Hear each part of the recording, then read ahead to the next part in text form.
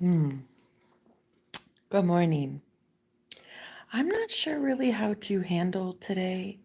I woke up in this very weird energy. Listen, I confessed feelings to um um a really amazing person last night. Well, I mean, I confess feelings like very rarely, like once a year, about ever. And I feel so, I don't even know what the word is, self-conscious, I think. Well, one, I haven't showered this morning, so as you can see, it's like, you know.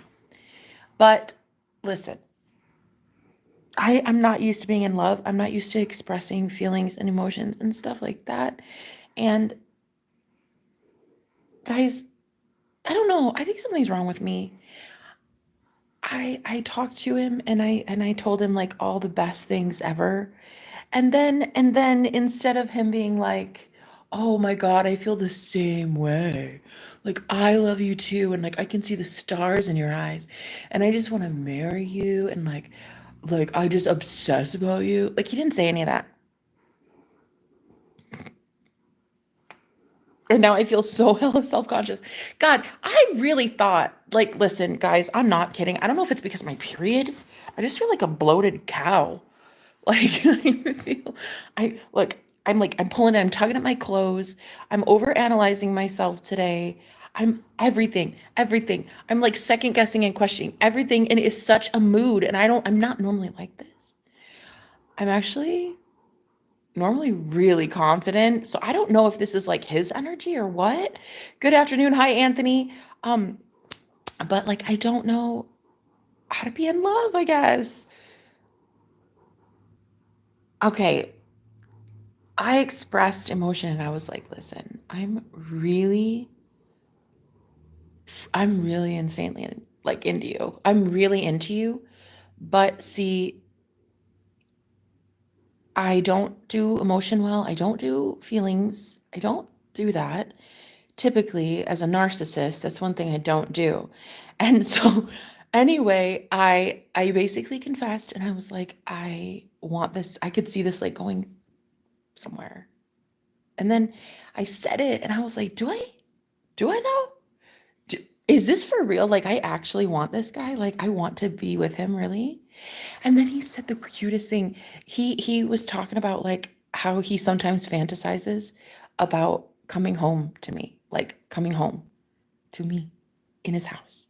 And I was like, okay, so it's there, it's right there. I'm about to hear a confessional from him. I know it. But the thing is, I don't even know how I'll handle that. I've never actually expressed feelings, maybe ever, to a man. And I'm looking back at all my relationships and I'm like, oh my God, that is horrible. That is horrible. That should not be something that you talk about. So I'm not proud of that. I am not proud of that. Okay. I just don't ever see anybody of this high of caliber that I want. And oh my God, like the way he sees himself, he is a very hot commodity, honey. Okay, that's the thing. Listen, I've never really had a guy this sexy and well established and sexy. Did I say that? I said that already. I've never had a guy this confident, this like, oh my God, I don't know. I'm so smitten and I don't know what the fuck to do. I don't know what the fuck to do. I don't know what the fuck to do. I don't know what the fuck to do. I'm about to cry because I'm in love, I think. I don't know. I think so. I think I'm in love. And anyway, I'm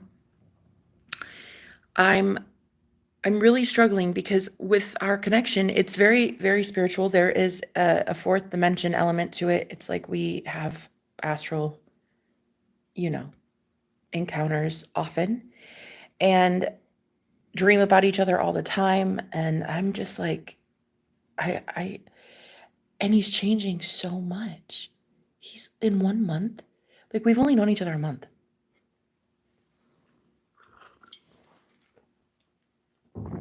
And like he has changed completely. Like, he's healthier. He's more well balanced mentally. He's much more emotionally open. I mean, other than him last night not telling me anything when I confessed feelings, I don't know. I was just kind of thinking like he would express it back and he didn't. And now I feel super, super self-conscious. And this isn't normal for me. I'm actually not normally this way. I don't know what the fuck is wrong with me. Really, somebody slap some sense into me. What is wrong with me? Good morning. This is a daily reminder that trans lives matters. Trans youth and gender affirming care matters. Buttermilk pancake, how you doing? I have a really great idea for you. I suggest that you go on your channel and promote anything you want to promote. I'm talking about something right now. This is my channel. So anyway, great. Love it. Love your ambition for other people. I love that you care about other people. It's really beautiful. But I'm talking. So anyway, because you can't get called a narcissist a few times a week by multiple people and not be one. So like, because this is my day that I made for myself and I woke up today with air in my lungs and a channel all about me, I'm going to talk all about me and I'm going to enjoy it. And you're going to either sit there and hear all about me or you're going to leave. It's that easy.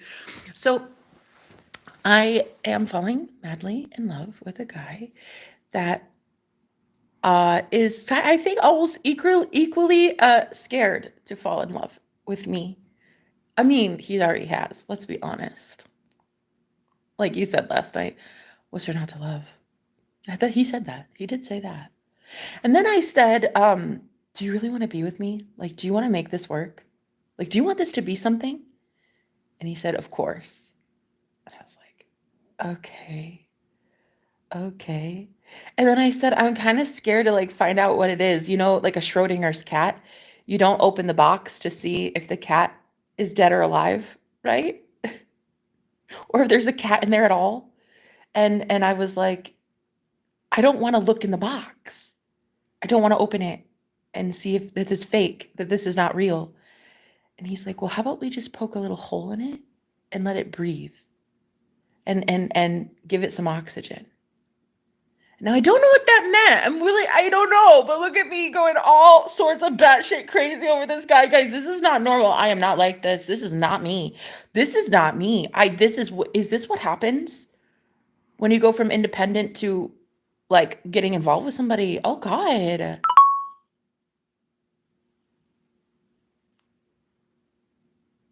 Oh my God.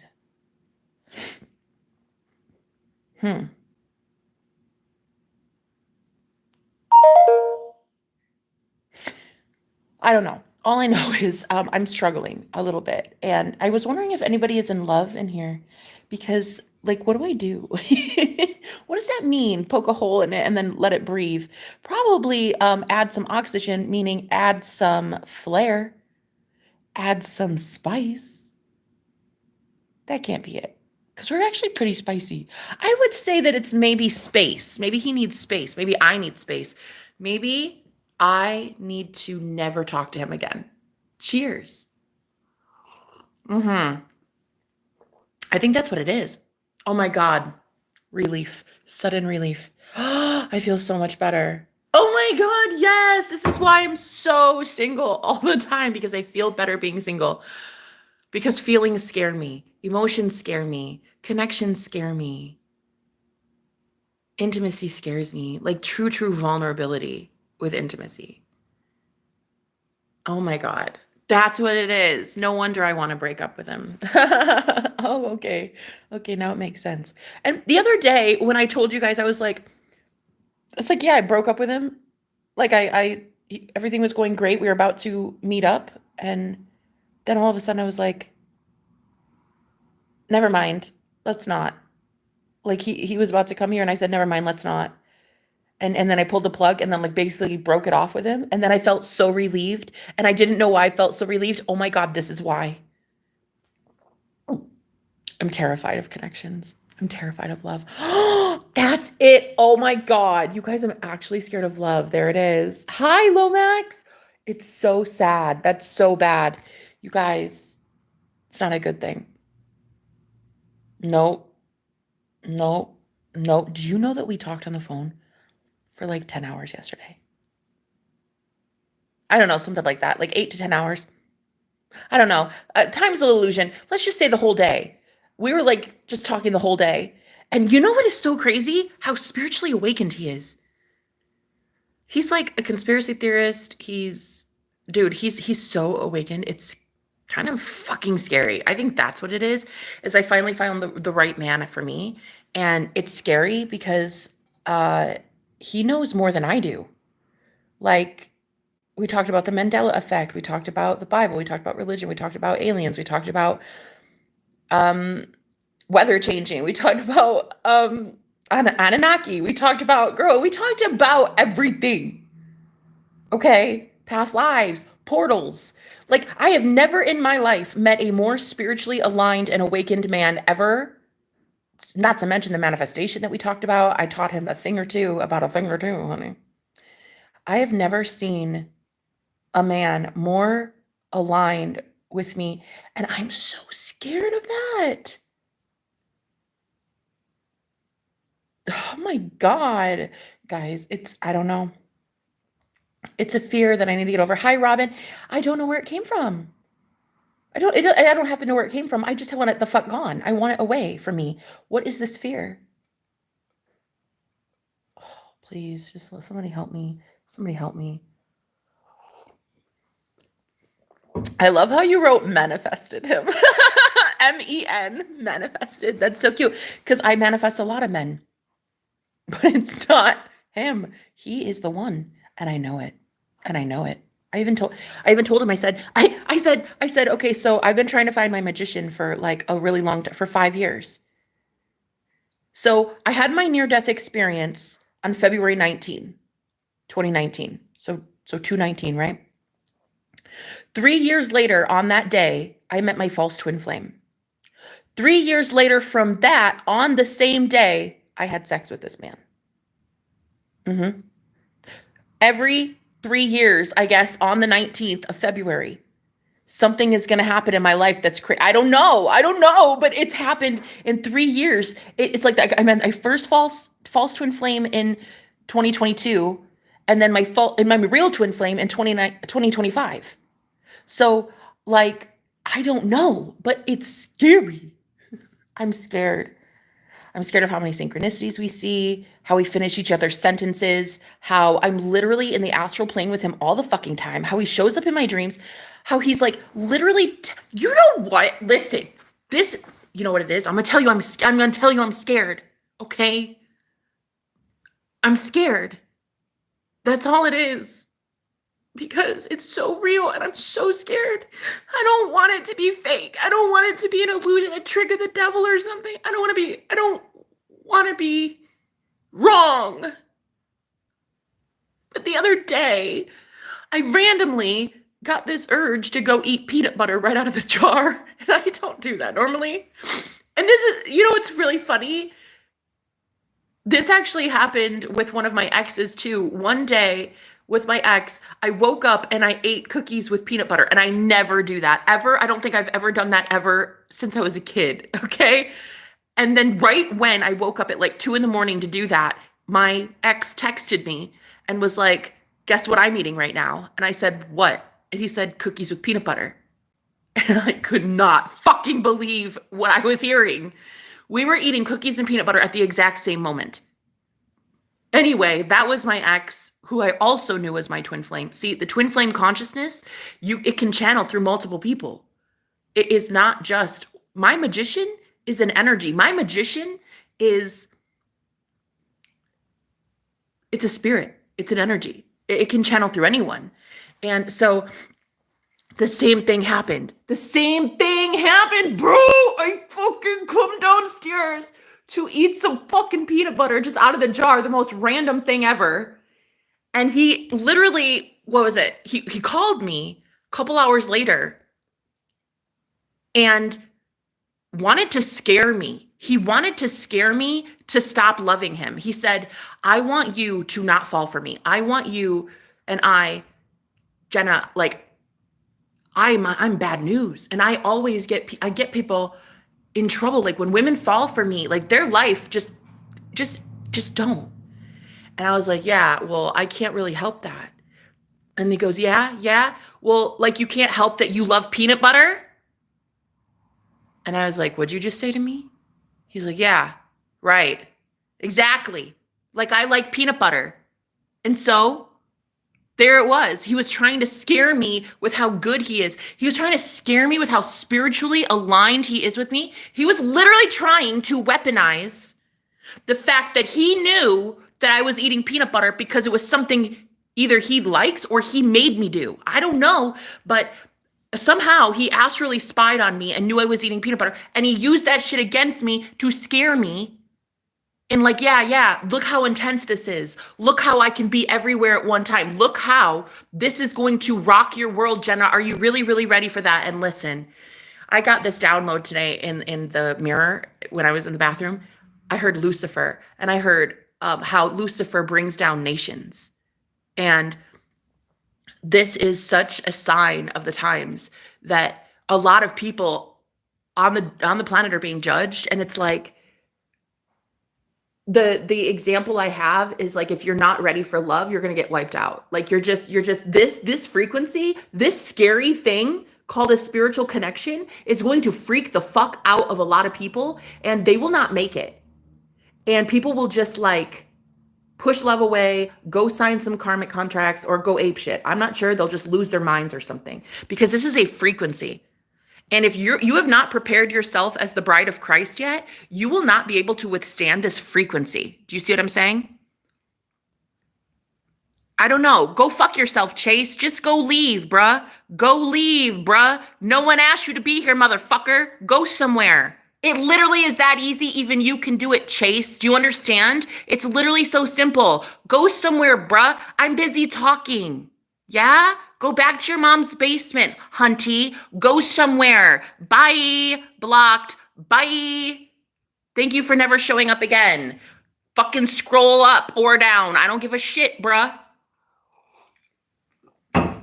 Can't you see how loving I am today? Go fuck yourself.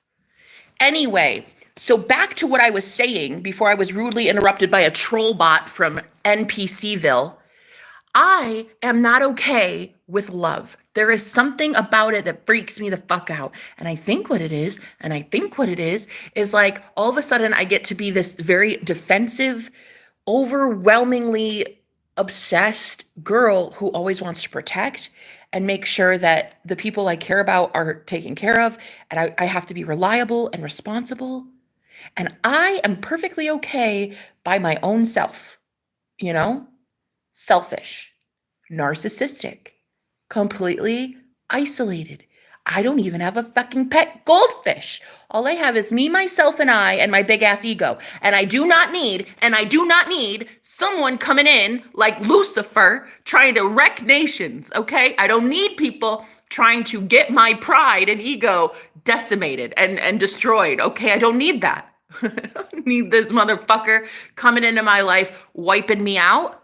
Oh, no. I enjoy being in the clouds. I enjoy thinking I'm God of everything. I enjoy thinking that I'm some hot shit. So when this man comes in and he's like making me feel all sorts of self-conscious, I don't like that. I don't like that. What I'm going to do is I'm going to distance myself. I'm going to remove myself from the situation. And I'm just going to continue exalting myself and saying, you're so beautiful, girl. You got this, baby. You manifested him. You manifested him. He's like literally the perfect guy. He cannot abandon you. He can't leave you. He can't, nothing. You manifested him. That's how powerful you are. Now, when I'm in that energy of knowing my power and knowing that like I did this, I created him in my reality, so he can't leave. And he has no free will in my reality. He has to show up as I assume he will. So he's showing up as attentive, caring, protective. He provides. He's such a good man. And like, really, really sexy. I told you that, right? I told you the sexy part? Did I? Yeah, okay, so he's really sexy. And like the sexiest man I've ever been with, honestly. Fucking facts. So I am just having to remind myself of how powerful I am because, girl, I do not like this whole self-conscious bullshit where I feel like a bloated calf. I don't like it. And I'm on my period too, which is probably why I feel this way. But it's like, I don't like feeling like, oh, I could lose him to another girl, or, oh, if I just like do this way, he just won't like me. And oh my God. This is what's gonna this frequency of love is about to destroy the planet. In that, if you do not know how to hold the frequency of love, of yourself, of self-love, this will come in and destroy your mind, bro. This will make you feel so self-conscious, so inadequate. And if you don't know how to pump yourself back up, if you don't know how to give your power back to yourself and be like, bitch, this is your reality. Bitch, this is your world. What are you doing? What are you doing? If you don't know how to give yourself that power when somebody else tries to destroy it, and again, it doesn't necessarily mean he's trying to destroy it. It's just the frequency that is entering the planet is about to try to, well, it's about to humble some people.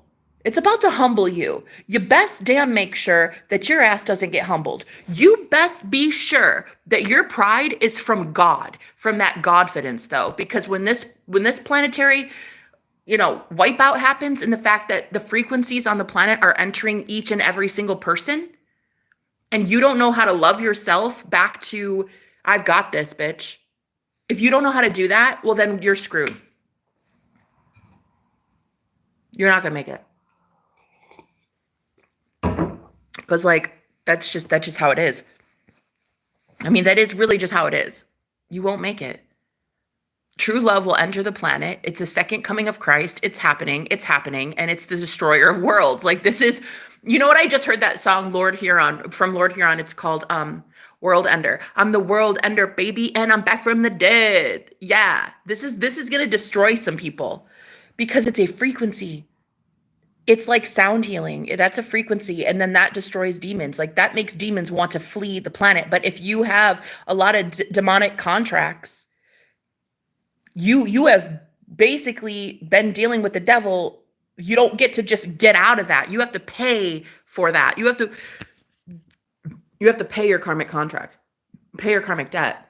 And so a lot of people just aren't going to be able to handle it. A lot of people cannot handle the frequency on the planet that is happening right now. And that's why I really, truly believe when Lucifer is mentioned in the Bible as the one that brings down nations, I think that that's what's happening. Nations are people in this instance. And it's like bringing down people that the pride before the fall. But a lot of you have already fallen. So what comes after the fall? Personally, I still think pride. I think pride comes after the fall too. Like, if you don't have pride in yourself, you're not going to be able to withstand this love. Like, you will just feel so inadequate. You'll feel so ugly, right? Your self-conscious problems will come up, your self-esteem issues. Like, and if you don't know that you're God of your reality, you're going to throw it away and you're going to be like, oh, I hope he likes me. Bitch, of course he likes you. You are literally God. There is no other way around it. Like, literally, I have to whip my ass into shape today. I have to tell myself some things, honey. I knew this is good. I knew I needed to do a live stream. Listen. Just because he's sexy. Okay, and girl, there are 4 billion other sexy men on the planet. Like, bitch, he is nothing special. Nothing special. Nothing. No. We're not. No. See, this is what it is. We worship these men as God. We idolize these men. Wrong. This is stupid. We don't do that, ladies. We don't worship a guy. Fuck off. I'm a goddess. Who are you? That's right. I don't know you. I'm a goddess. Like you might be a god. I love that. But I'm taking you off the pedestal and I'm putting myself up there because this is my reality. So yeah, I woke up all like hideous and feeling like a bloated calf, and I'm like, oh, he didn't tell me his feelings last night. Does he like me? Bitch, this is your reality. Of course he likes you. You wrote the fucking script in the first place. Hello. Earth the Jenna. You literally manifested him just like he is. So you're manifesting him to show up not expressing feelings. Come on, that's stupid. We don't do that. What is this? Like claiming to be God of your reality, and then the second you get hit by the love bug, you're like, oh, I hope he likes me. Like, but like, is there like somebody else? And like, I bet you she's prettier, and I bet you she's probably like a size 2, and she's probably got a ton of money, and she probably graduated from Harvard, and I bet you she's a model, and she's blonde and perky tits, and I just know that he is so in love with her. I just know it. Bitch, sit your ass down. Sit your ass down. Do you know what he told me last night? I'm going to tell you what he told me last night. He said that the girl that he really, thought he liked, is very simple. And she's a daddy's girl. And I was like, oh. And he goes, yeah, she tells me I always get what I want. And you said that too, Jenna. But see, the difference is you're a manifester. So there it was, proof positive. There are those who get what they want because they do it the wrong way. They manipulate people. They cling on for dear life. Stage 5 clinger, codependency all the way. And then there are the other ones that actually know how to manifest shit because they are not codependent. They're very independent, hella independent. In fact, to be a magician, you have to be hella independent. To have your manifestations, you have to have boundaries. That's it. If more people knew that boundaries were required to have your manifestation, you would not be entertaining the 50 people in a day you keep fucking entertaining. I can't help it that I just understand the laws of the universe and that I cannot give my energy to 50 people in a day. Shit. I'm not even about that life. My own mother is not in my life anymore. My own mom. I said goodbye to my own mom willingly, okay? I divorced my ex-husband voluntarily to go live in my car, to live in a fucking car and homeless shelter, okay? Then, secondly, I don't even have a family because I knew that boundaries are important to my manifestations. Boundaries are important and people would not respect my boundaries. So I had to go all this time leaving behind every single thing that is not unconditional love. And finally I have it and I'm manifesting it. And it's so overwhelming. Like, he is so overwhelming that I almost don't know. I don't know. I don't really even care about the judgment either because I know that a lot of people judge what they can't have, or they judge people that can do things they can't do. I can manifest shit instantly out of thin air like that. And then I tell other people about it. I tell people about the miracles. I manifest all the time. I even teach people how to manifest miracles out of thin air. So no one can judge me and no one can say shit.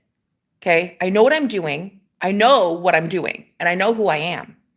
So the reason I feel so out of sorts today is that because I didn't hear an instant manifestation of my person saying, oh my God, I love you so much. I want to marry you and have babies. Like, listen, is that it? Is that it? That's what the fuck I'm concerned about? Girl, that's seriously what I'm freaked out about.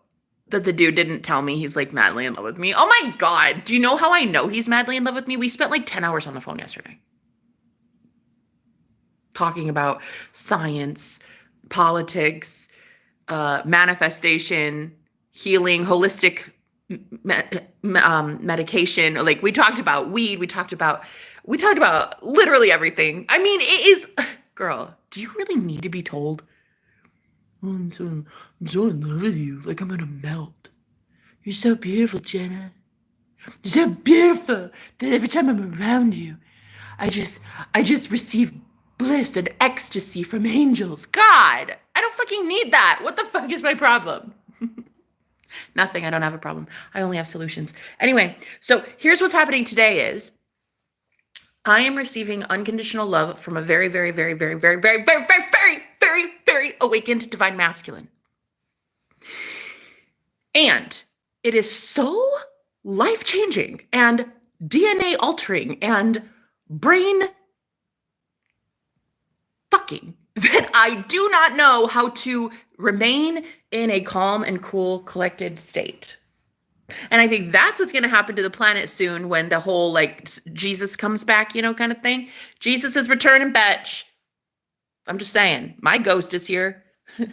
My man's is here. So where's yours? Yours is here too. We should probably all be claiming that our divine masculine is rising up from the grave. Looking real good. You're looking real good. That sexy ass of yours. Okay, looking good. These divine masculines are really, really stepping it up.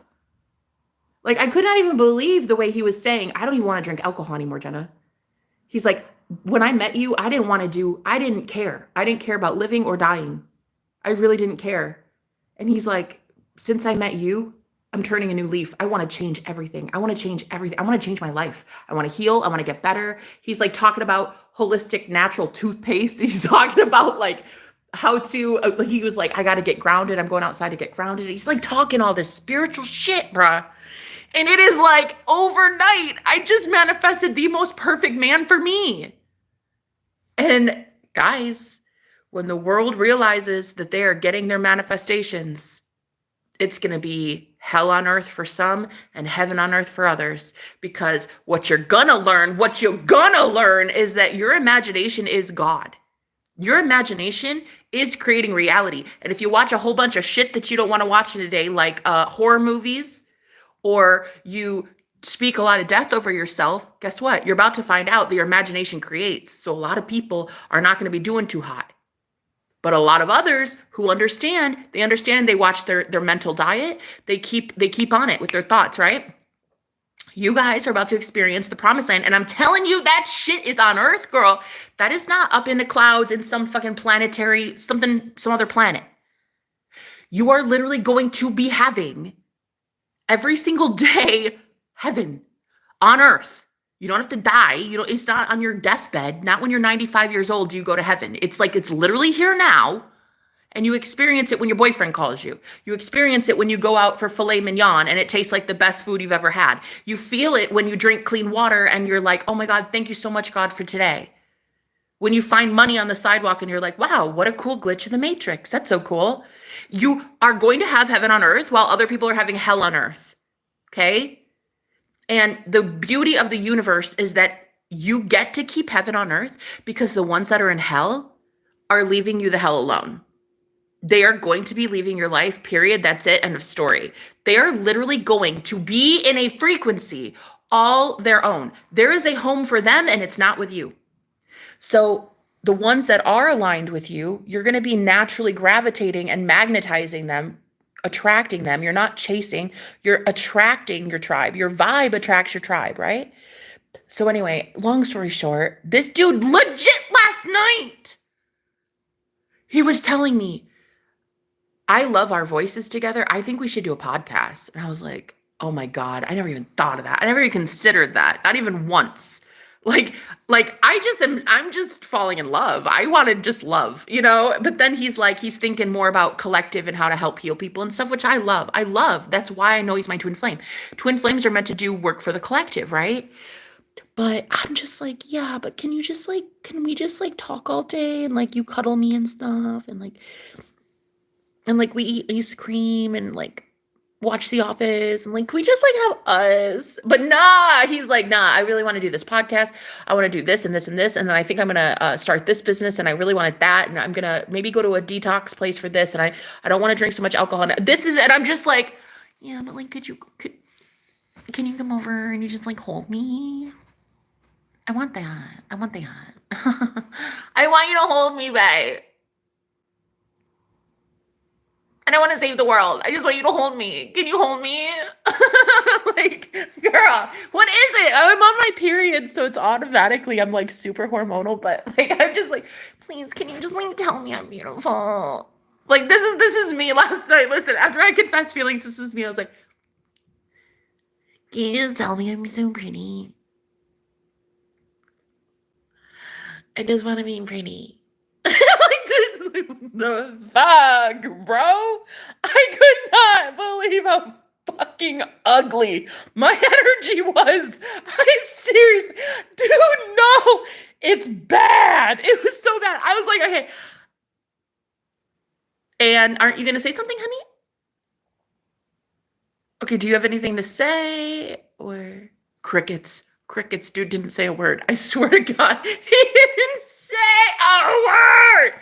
I was like, okay, oh God, this is gonna do a number on my ego. And we all know I have a big one. This is gonna do a number on my ego. This is gonna destroy me. This could be an ego wound tomorrow. so I So I woke up feeling like a bloated calf, and I was just like, I hate my life. I hate my life. And like everything, no clothes even look good on me today. And let's like look at my fat ass. And like, I hate my life. And like see, this is what it is. I'm telling you, it's a frequency. And it was there was so much love that he gave me yesterday, all day long. For like, you guys, we at least spoke maybe 8 hours on the phone yesterday. He told me, you're healing me. There was one instance where I was able to take a lot of the pain that he was feeling at that time. As a healer, I just empathically took it on. And he was like, hang on, I have to go get some water, because his body automatically knew how to heal himself. He was dehydrated. And so he went to grab water. And when he was gone, I heard my spirit guide say, you just healed him. You just gave him, you cleared his energy. And so he was able to go drink some water to heal himself. And then he legit, you guys, I swear to God, he came back and he said, you just healed me, babe. You just healed me. He said that. So I'm telling you, this is the most glorious connection I've ever had in my life. It's so, I don't know. It's so godly. I could see God working in this connection. He's already healing. He's making more money. I was feeling prettier till this morning. I really was. I was feeling so good. I was feeling unfuckwittable, girl. I was feeling indestructible. And then, pew! He took me right out of the sky, okay? Here I was with my big, inflated sense of self and my ego the size of Texas. And that motherfucker just goes, pew! Crash on the ground. It's giving Lucifer vibes. It's given Lucifer. You know if you know. Another thing we talked about, which was so fun, was Jesus and Lucifer. And oh my God, girl, when he said, listen, it might be too soon. It might be too soon for the world, but it's not too soon for this girl. When he said, oh, well, I mean, they're both the morning star. So I said, okay. In my head, I'm thinking, please marry me. But I didn't say that, because that would be stupid. But I said, okay, all right. Who sent you? Who sent you to me to be the world's sexiest dangling carrot, that as soon as I fucking go to grab it, you're going to be like, okay, I got to go, deuces. Yeah, who sent you? Huh? Was it the Luciferians? Was it the aliens, bro? Who sent you?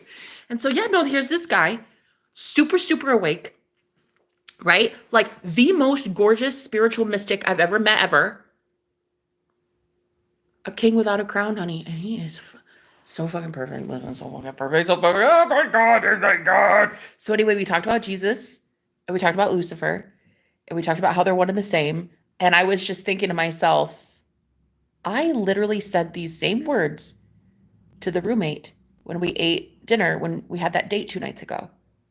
I said to that guy, who's very religious, I said, yeah, Lucifer and Jesus, yeah, like I have a theory that they're kind of one and the same. And he goes, oh, like blasphemy. Yeah. And then I was like, wait, like what? Like, so sue me, bro. That's a theory. So sue me. As we're eating broccoli and chicken, and I was like, but that's not my fault that I believe that. I think it makes perfect logical fucking sense. And he was just like, oh, yeah. And then so get this. Yesterday, the other guy, though, the guy that I'm actually manifesting, he said it. He said it to me. He said, oh, yeah, Lucifer and Jesus? Yeah, the same morning star. Okay. So one guy can't handle shit. One guy can't handle me. The other guy,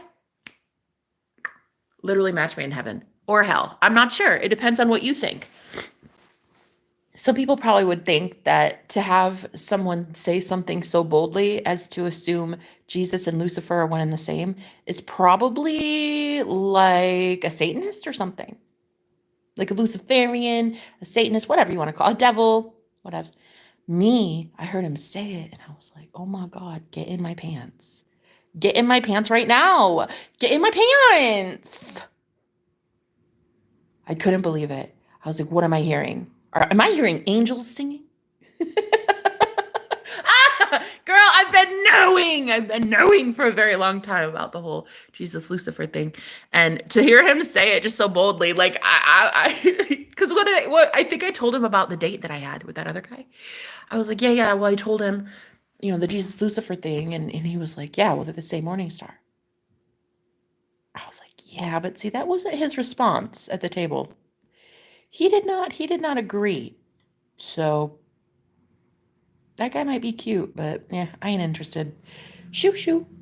Shoo, shoo. Go ahead and leave now. You can leave. I don't want you here. I don't want that guy here anymore. I know who I want to be talking to all the fucking time.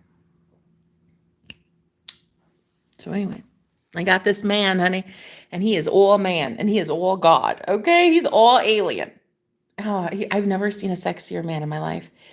He's a starseed, and he knows it. He's like, yeah, I really can't wait to meet these starseeds. And he's like, I'm from Andromeda. And he just says it so nonchalant, like if I were to tell him what I ate for breakfast today, he's just like, oh, yeah, that's cool. Well, I'm from Andromeda. Okay. Wow, that's amazing. Jenna, the crown you have in your hands to give him. Oh my God, it's Robin. It's Robin. I fucking love it. Oh. Oh, honey. Hi, Charlie. Oh, my love. Oh my God, literally yesterday I found a scratch off on the sidewalk and $120. Shut the fuck up. You lie. You lie. You lie. Ain't no way in hell. You lie. You found a scratch off ticket. Wait, was it already scratched off? Dude, it would be so cool if it wasn't scratched off and like you just scratch it and like that is so cool. Either way, it's really cool. But oh, I just got this message, this alert thing on my phone that said Delulu is the Salulu. I love that. If you guys watch what's her name? Grace? Oh, wait, that's not her name. Olivia. Her name's Olivia.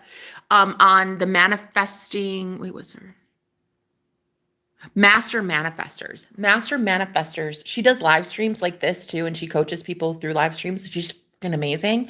And she talks often about success stories. So that's crazy. That's so crazy. You found $20 on the sidewalk from a scratch off ticket. That's amazing.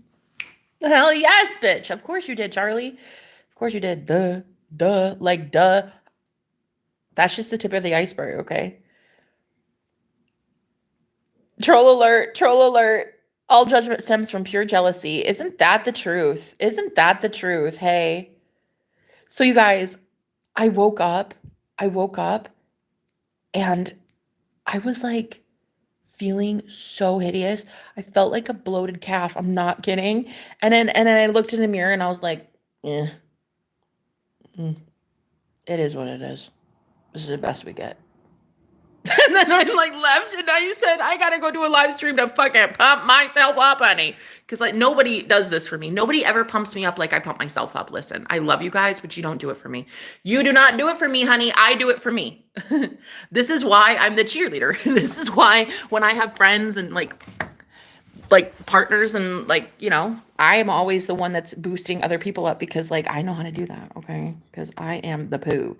But today I just feel like poo. And I think what it is I received so much laser focused, undivided attention from my divine masculine yesterday that it is literally triggering me into an awakening. And any low vibrational energies around me are going to have to leave. Any of my demons that I still have, they have to fucking leave. Listen, because this is Lucifer bringing the nations down. This is what it is, really. I mean, this is like bringing your ego to a halt. The frequency, he just poured so much love into me for a whole day. And it was like, I didn't even know I was that hungry for energy. I didn't know I needed a divine masculine to love me as much as he did yesterday. It was like probably 8 hours, undivided attention. Girl, it was so weird. Nobody called, nobody texted us. We were in a freaking heavenly bubble, a cocoon of pure love, divine energy. That's it. There was no one interrupted. There was no knocks on the door. There wasn't anything. All it was just me and him wanting each other so bad that we manifested 8 hours of fucking bliss, heaven on earth. No one fucked with us. No one. There was no interference in the phone call, even when we were talking about like scarier topics that normally we would be freaked out by, like aliens and stuff, because in the past we would both, we're leaders, both of us, and so we would meet a lot of mystics. We would manifest a lot of mystics into our whatever groups that we had, like if it was on Discord or on YouTube, whatever. And it always used to be that like shit would glitch out when we would talk about aliens, we would talk about politicians, we would talk about the future to come, we would talk about manifestation, whatever it is that was mysticism that we would discuss, there would always be some sort of interference. But now there isn't. And I'm going to tell you why there is not. Because the intentions for both of us are to heal the collective now. So if God is for you, who can ever be against you? If you have intentions to be more well known or to be louder and to reach more people, nobody can stop that. The only one that could stop it was us, and we had done that before. Before we knew each other, we were both mentoring people. We have a lot of people looking up to us.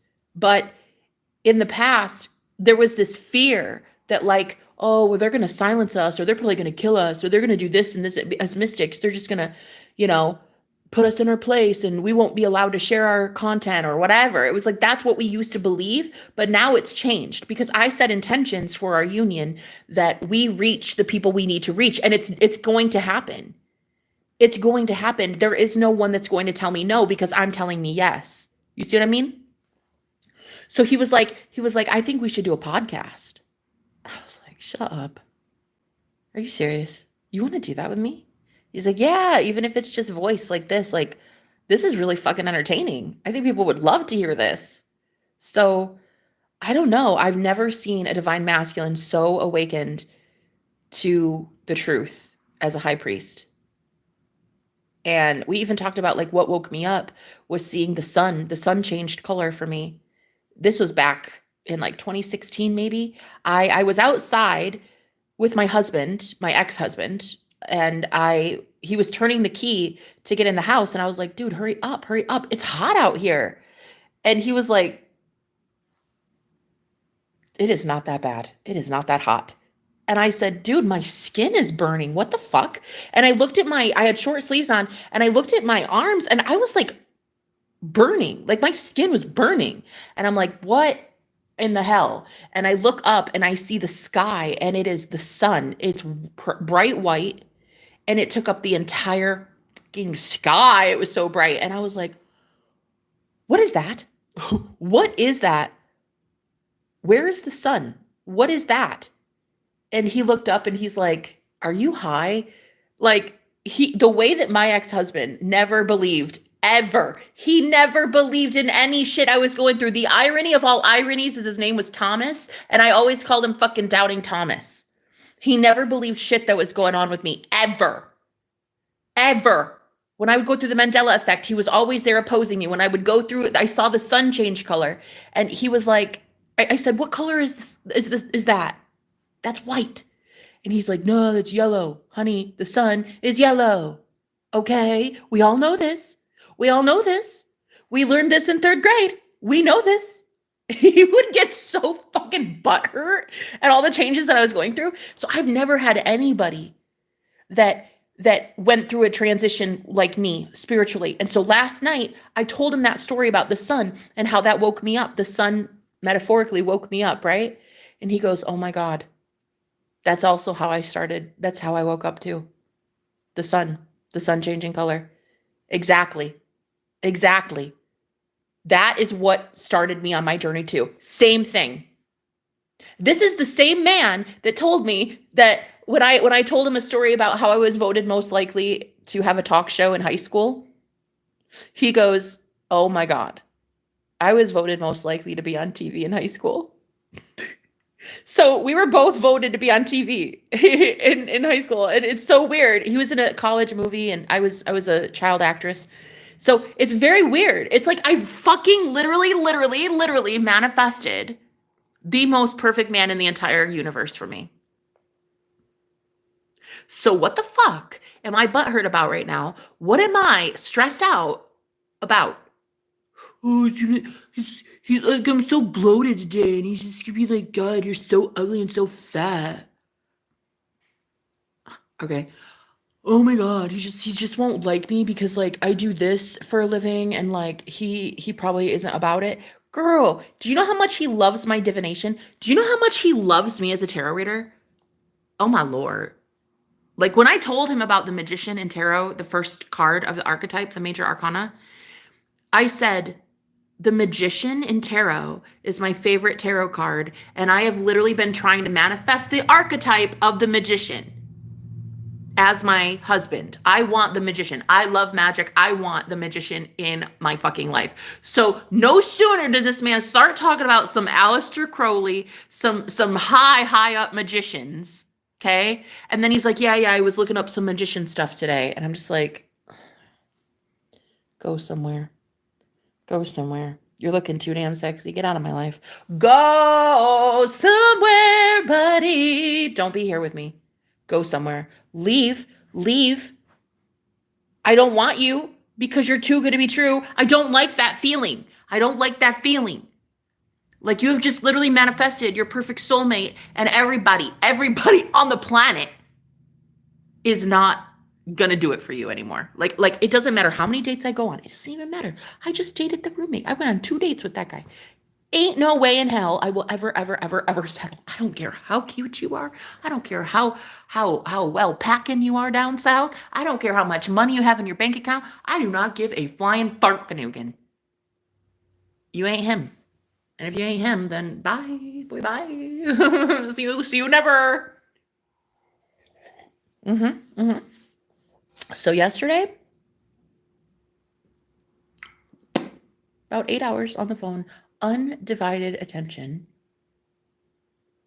pure love, energy from my twin flame.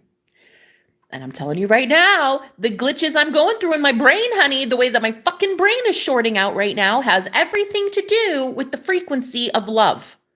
And that he poured that shit right into me, honey. And I am like, I don't know what the fuck to do. I feel insane in the membrane, girl. I don't know how I'm going to handle this. I'll tell you no. Oh, and another thing too, which was really crazy. So I've been manifesting that he doesn't have as many transitions because he has multiple personality disorder. And he's my favorite of all the alters. Like, that's not I mean, I'm manifesting him. He's the main, what is going on? Go somewhere with your evil eye, bitch. Don't send me anything but love. Look at that. Gorgeous. Anyway, he has multiple personality disorder. And what used to happen before I knew how to manifest him coming out all the time was his alters would overtake him. They would come out when he didn't want to, or he was running away, or he was feeling scared, or whatever. He would like go away, and then his alter personality would come through. And I don't get along with all of them. Not every one of them likes me. A couple of them do, though. I really am a big fan of the one that is a police officer who is gay. We're like besties. That one and I, absolute fucking best friends. Once he had that man come through, I was like, who are you? And can you please tell him, like, I joked around, we gossiped about him. Like, he wasn't there, right? Because like when you have multiple personalities, sometimes you can that person and their alter can kind of talk back and forth, and you can hear them talk back and forth. But most of the time, it's like your alter personality comes out, and it's only that personality. And so that personality and I, we were talking and gossiping about my boyfriend. It was fun. It was basically like, yeah, he thinks she's hot shit, huh? I know. Hey, you ever tell you about this? Yeah, no, that's happened. That's happened. That's fun. He did this one time. So embarrassing. So who are you? How you doing? And I found out that guy's gay, and I'm like, okay, let's be besties. So anyway, he's super fun. But thankfully, my magician is not gay. Certainly not gay. Certainly not gay. Thank you, Jesus. He is not gay.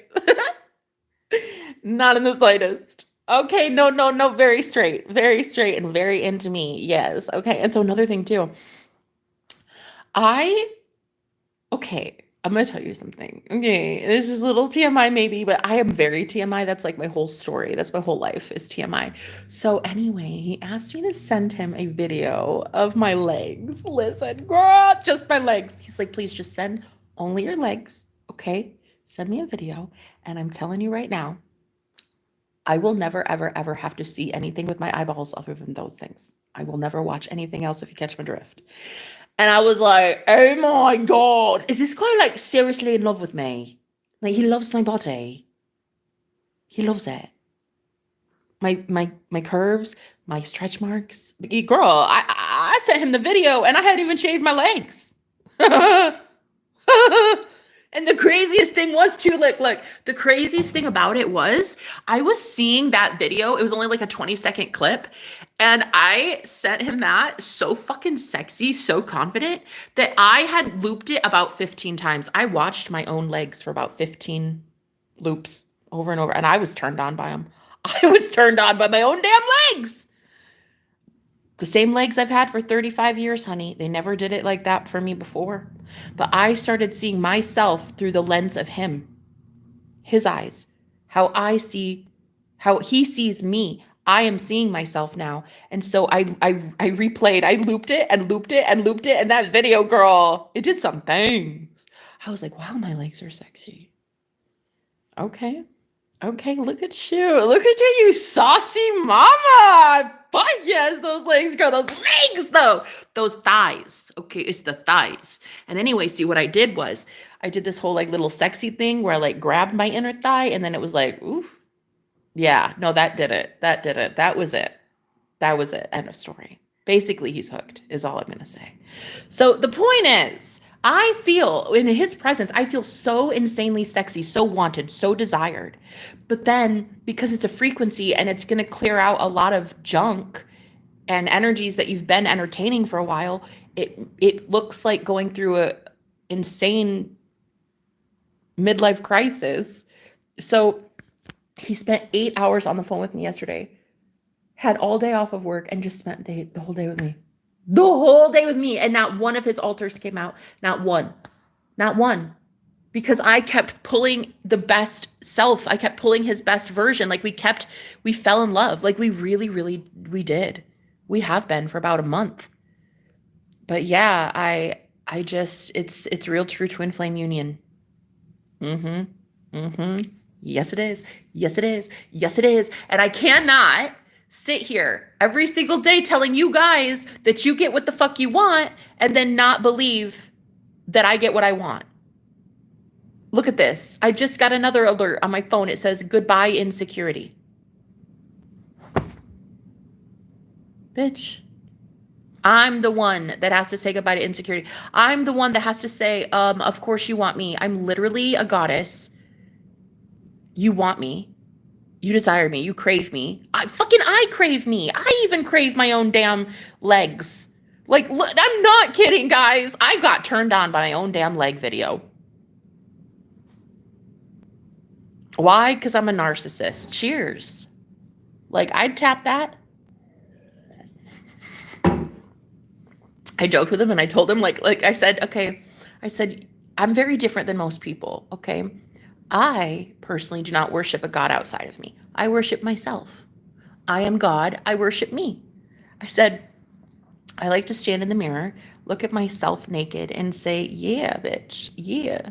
I'd tap that. How you doing? Looking real good. Looking real thick. I like to look at myself as if I am my own soulmate and like drool and foam at the mouth over my own body. That is what I like to do. And I do not care if anybody else thinks that that's a good idea. I do it because that shit is fun. I do it because I love my body and I want to love my body even more. But now all of a sudden, he's like triggering these insecurities to come up and I have to work through them. So let me work through them. Let me work through it. Let me work through it. Let me just look at myself the way he would look at me. Right? Because I prefer that. I prefer the way he sees me than the way I've been seeing me today. Because I feel like a bloated calf. And I don't like that feeling. So what I really want to do is go back into my own knowing. This is my knowing. My knowing is I manifested me having this level of confidence to be able to have a man like him who is a very confident man. Honey, there is a reason that man is so coveted and so desired and so wanted by everyone, honey. It's a thing. It's a real fucking thing. That man's confidence is through the roof. He is so damn sexy.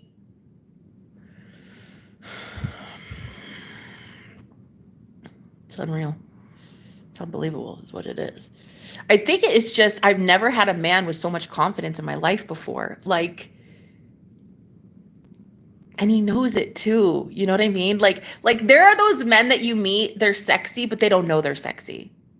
And then you meet a guy like this who's hella sexy and he knows he's sexy, you know? And that's a dangerous man, honey. That is a dangerous man normally. But because I'm manifesting this, there is no other woman that he wants. He wants me. He wants me. There's plenty of me to go around. And also, I have 100 personalities on a given day. Really? You don't want anybody else, bitch. You only want me. And that's it. End of story. Even as a bloated calf, you want me and only me. So when we can have that level of confidence, ladies, that's when we'll be able to really withstand the amount of pure love that your divine masculine gives you, because it is intense, girl. It's real. It's real. Like the first night I had the date with the roommate upstairs, he's still here. I had a date with him. We had dinner. That night, there was so much love that came from him that I cried. I purged so much, and because of 1 hour. We had like 45 minutes to an hour of a conversation at the dinner table, and it was so intense that I cried. I went through a spiritual awakening in 1 hour with that guy who isn't even my divine counterpart. He's not even my divine counterpart. He's a divine masculine, and he poured love into me, which caused me to go through an awakening. But like 8 hours with my twin flame, oh my Lord. How am I going to even sustain myself today? I'm going to go through a fucking psychosis. Oh God. 8 hours of pure love from the man who was literally made for you. Girl, come on though, Lord Jesus. You guys, this man is the one for me. He is the one. I know it. And I know that he's telling all his friends right now the same thing, like, this girl, I know she's the one. I know it. What do I do? Just seriously, what do I do now? Because I know that she's the one, and I need her. What do I do?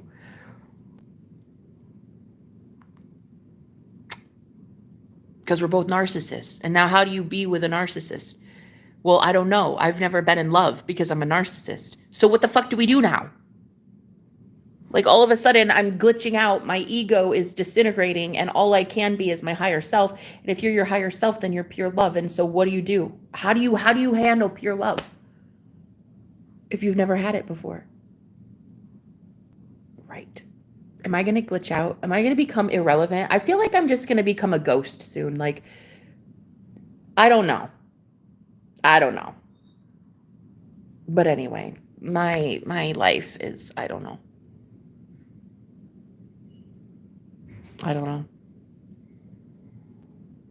It's kind of fun. It's kind of fun to learn what I'm doing.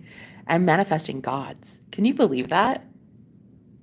I'm manifesting kings and queens into my life. Kings and queens, true earth angels, star seeds. Oh my God. It is the most amazing feeling in the entire world to see myself through the eyes of him. But then you have to know that your twin flame sees your life through their eyes. Like because when I went downstairs randomly and I just grabbed a tub of peanut butter and I just started eating peanut butter right out of the container, which is normally, I don't ever do that. But it was just like the only snack I had in the house and I really wanted a snack. So I literally, I go to eat it out of the peanut butter jar. And then he goes, yeah, like how much I love peanut butter. And he did that to scare me. Hi. Because I was so freaked out by what that entails. Like that must have been spiritual spying. That shit scared me. I was like, okay, I don't know if I can handle this. You just saw me eat peanut butter that you might have put in my head to do. And I don't know that that's not mind control. So I gotta go. I don't know, bro. I don't know. But you are a little too intense for me. And there was 8 hours of intensity yesterday. Plus the shit we did in the astral plane. Rare. The stuff we did in the spirit, girl, it's a crime. That's a crime. Rare. Oh yeah, it was very nice. It was very fun. And when we did that, rare, he got up out of bed and he was like, okay, I got to go get some water. And that's when I heard my spirit guide say, you just healed him, Jenna. You just literally healed that man. And he had been dehydrated. He needed water. You healed him. And then he came back and legit said, you just healed me, Jenna. So when we do that in the spirit, that is healing him. Hey, how you doing Sunday? It's like a yo slay kind of day. How you doing, baby? Okay. Hi, Sunny. Catch y'all later. Okay, bye, Robin. Love and light, girl. Love and light. I love you. Get used to it, Jenna. You got your tribe with you. Oh my God, I can't wait, bitch. I cannot wait. I think that's true. I think it is. Look, hey, Charlie here knows how to manifest shit out of thin air. Walking down the sidewalk, finds a scratch-off ticket and won $20. Come on. Come on. I'm still manifesting $20. Now, revise it. It was $2,000. Shit. I don't know. I don't know your life, but I know you want $20,000. Oh, okay. So listen, I've never been with a man. Okay. I've never been with a man that is wealthy. Ever. Not really. Even my husband, when I was married, and I was with my husband 8.5 years, he was the lowest paid man at his job when I met him. And because of me as an energy healer, and I didn't even know how good I was as a healer. I didn't even know I was a healer back then. But he would come home and drop off so much toxic sludge that I would transmute all of his pain, making him like a new shiny penny every single day. He would go to work. He got more promotions in 1 year than any man at that entire place. He would get a new car lease every 3 months. He got a gas card, the company credit card. He got to go on private planes to go to private islands to work with private clients that are multimillionaires, all on my fucking energy. Okay? Facts.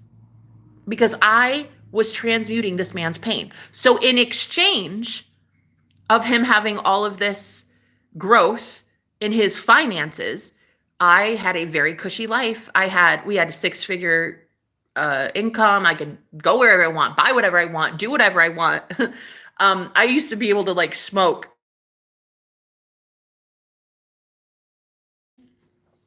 I used to be able to smoke like, girl, the good shit.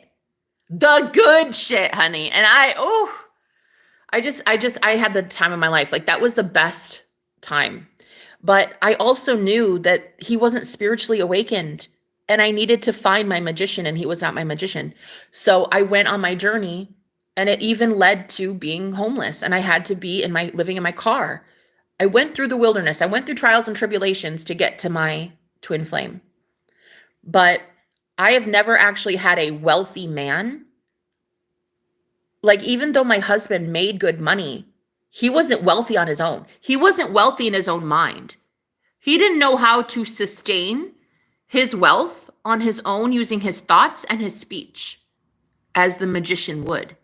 So the way that this, my new man, huh? Yeah. Ooh, my new sexy piece of meat. Woo! Honey, anyway, this man is so damn gorgeous. He will say shit out loud like, oh yeah, I'm doing really fucking well financially. Not only do I do amazing, but god damn, it just keeps coming in. Like, I am hella wealthy. I have money for days, girl. Do you need some? Like, he will legit ask me, like, do you need some money, mamas? Do you need some money? Is that what you need? I need that among other things. I need a lot of things from you, my love. I need a lot of things from you, my love.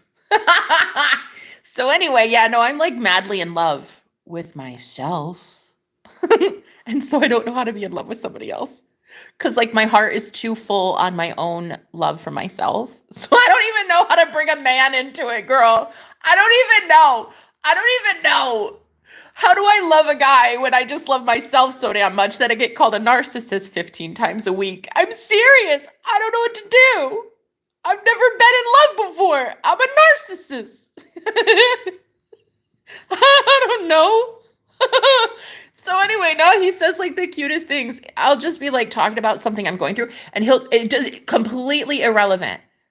Doesn't even have anything to do with the fucking tea in China. And he'll just be like, yo, hey, yo, I'm talking to you. Do you need some money? Me? Yeah. You want me to take care of some things? What you want, mamas?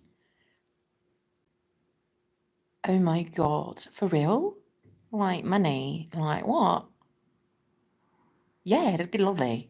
Let's talk about the lemonade that I just drank, though. So then I'll go back to whatever story I was talking to. It's like he's the most...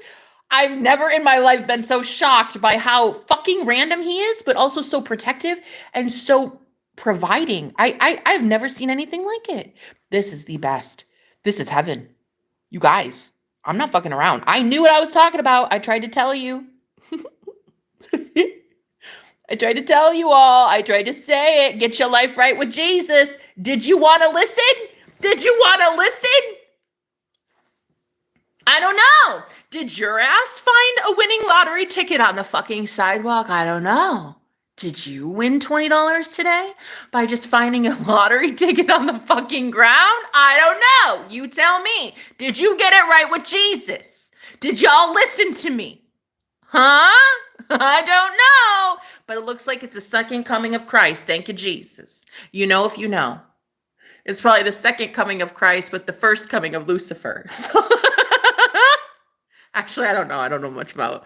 I just know that they're one and the same. And if that triggers you, get triggered. Stay triggered.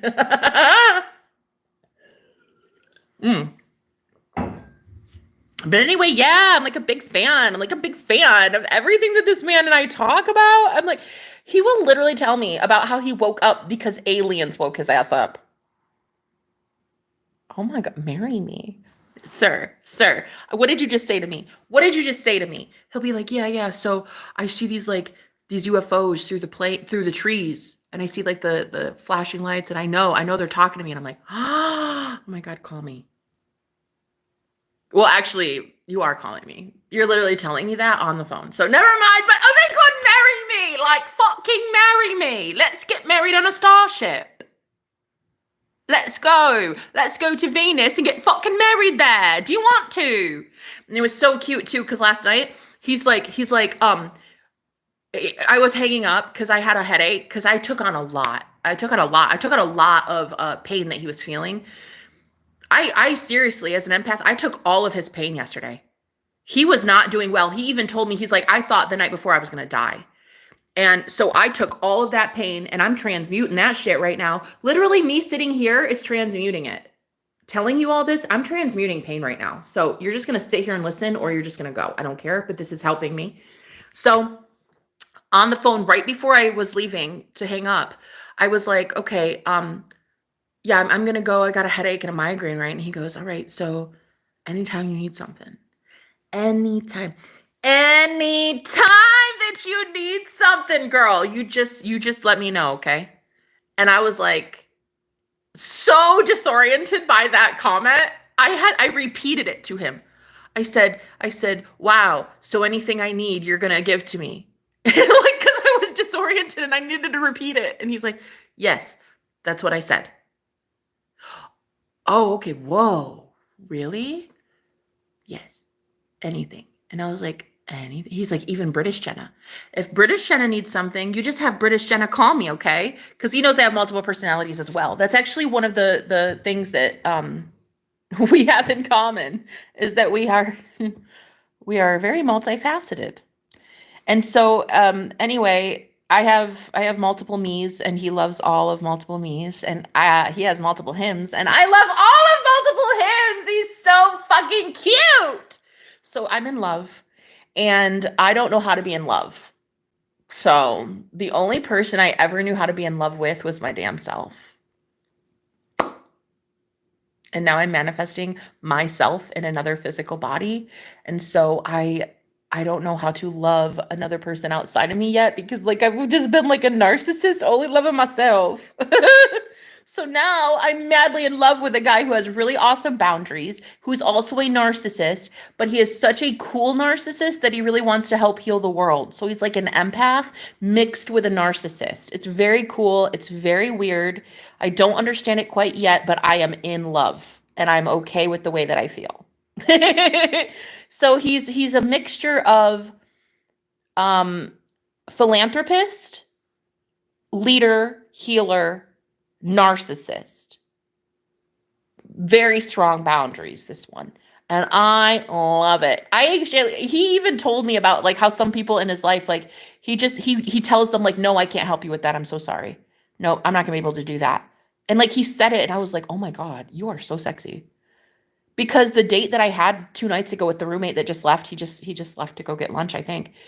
I had a date with him 2 nights ago, and we were in the kitchen, and he told me, like, he's like, what if somebody really, really, really needs your help and you say no? Don't you feel guilty? And I was like, fuck no. 8 billion people on the planet, bae, need something. I can't help every last one of them, nor is it my job. Nor is it my job to help every single fucking person on the planet. No, that's not my problem. And he was like, wow, so you don't even feel guilt for that? I'm like, nah, bitch, why would I feel guilt for that? Why would I feel guilt for telling somebody I can't help you? Why would I feel guilt for having a lot of money in my bank account and not giving it to every single person on the planet? That's how you stay wealthy. That's how you stay safe. That's how you stay independent. That's how you stay off the streets and out of a homeless shelter. You sometimes tell people no. You help the ones that want help, and you don't help the ones that don't want help. Period. That's it. And even if you see that somebody needs help, you don't always have to say yes. And he was just, I think, so taken aback, this roommate of mine, like, because he's not my divine counterpart. This one, he might be cute, but he ain't it. Because he was like, wow, I can't believe you don't feel guilt. Like, I can't believe, like, what if that was Jesus, though? And I'm like, Jesus would probably understand. Maybe I was having an off day, or maybe I would, because his example was, so what if somebody comes up to you, knocks on your door, and says, hey, I have a job interview tomorrow. Can I shower in your shower?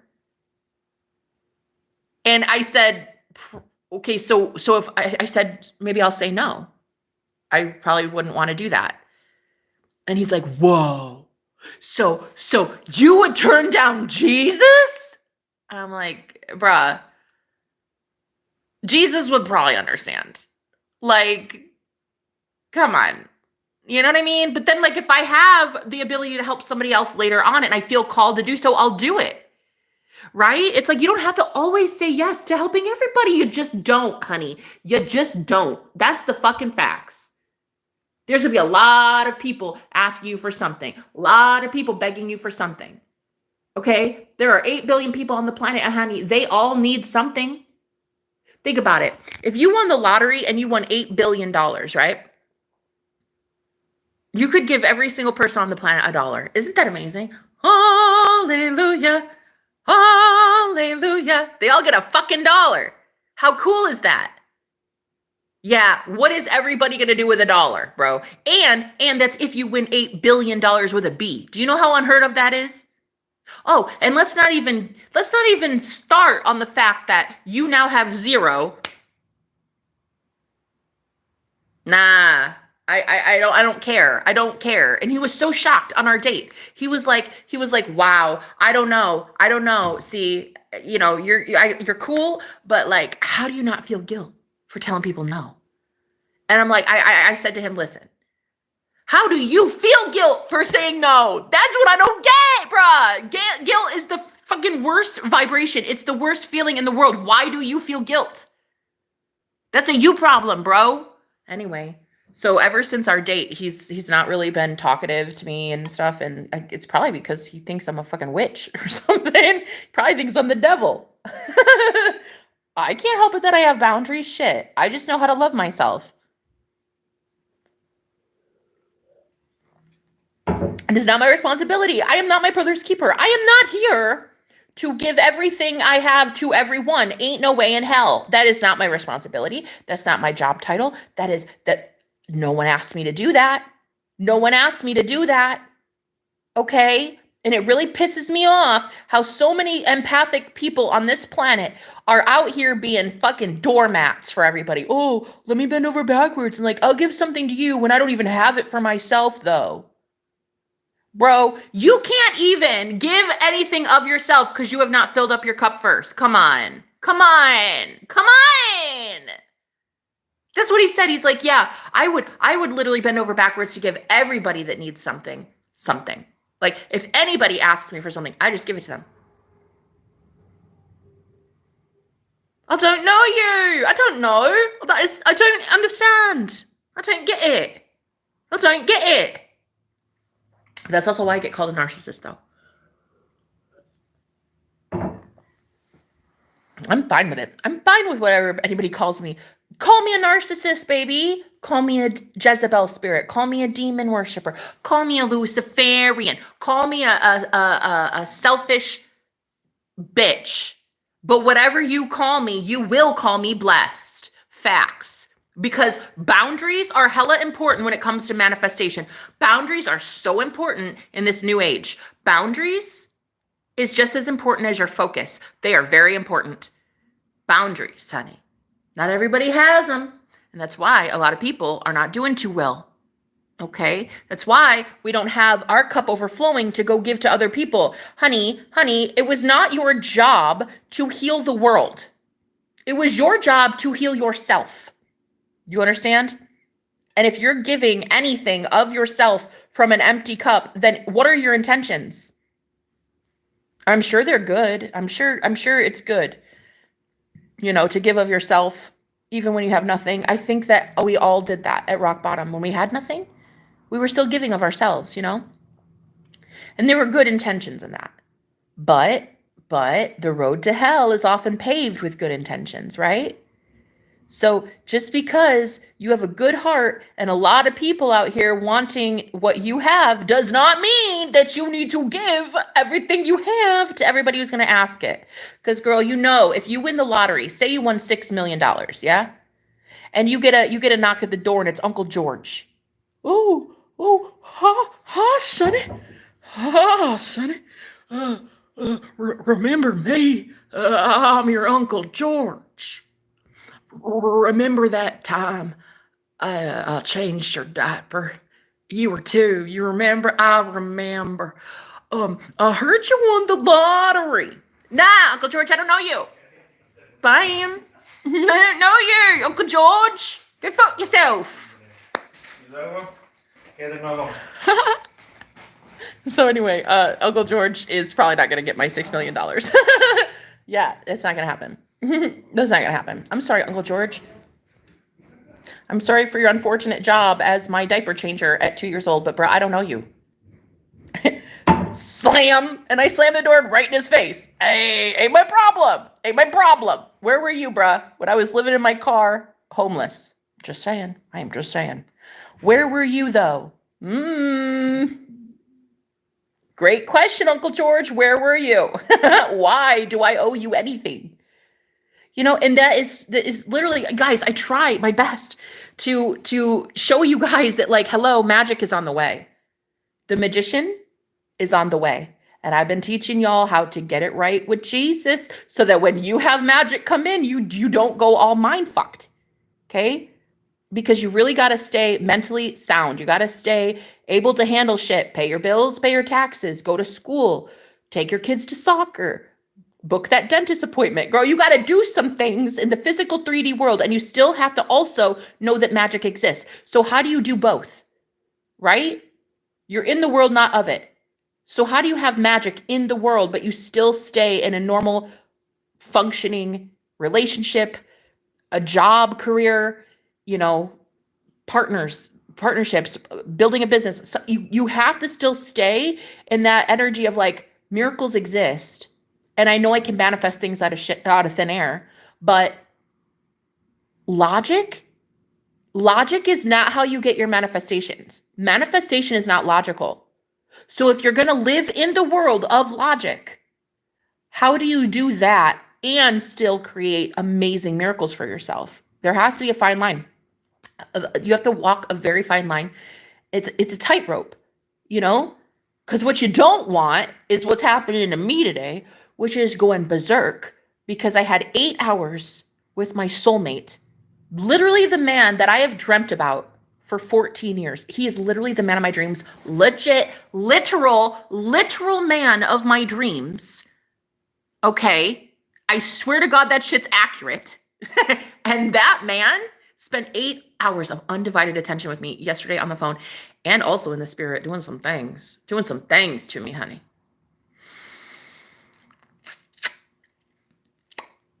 Oh, he did some things. Thank you, Jesus. That man took me to Jesus a few times last night. Okay, but here's the thing.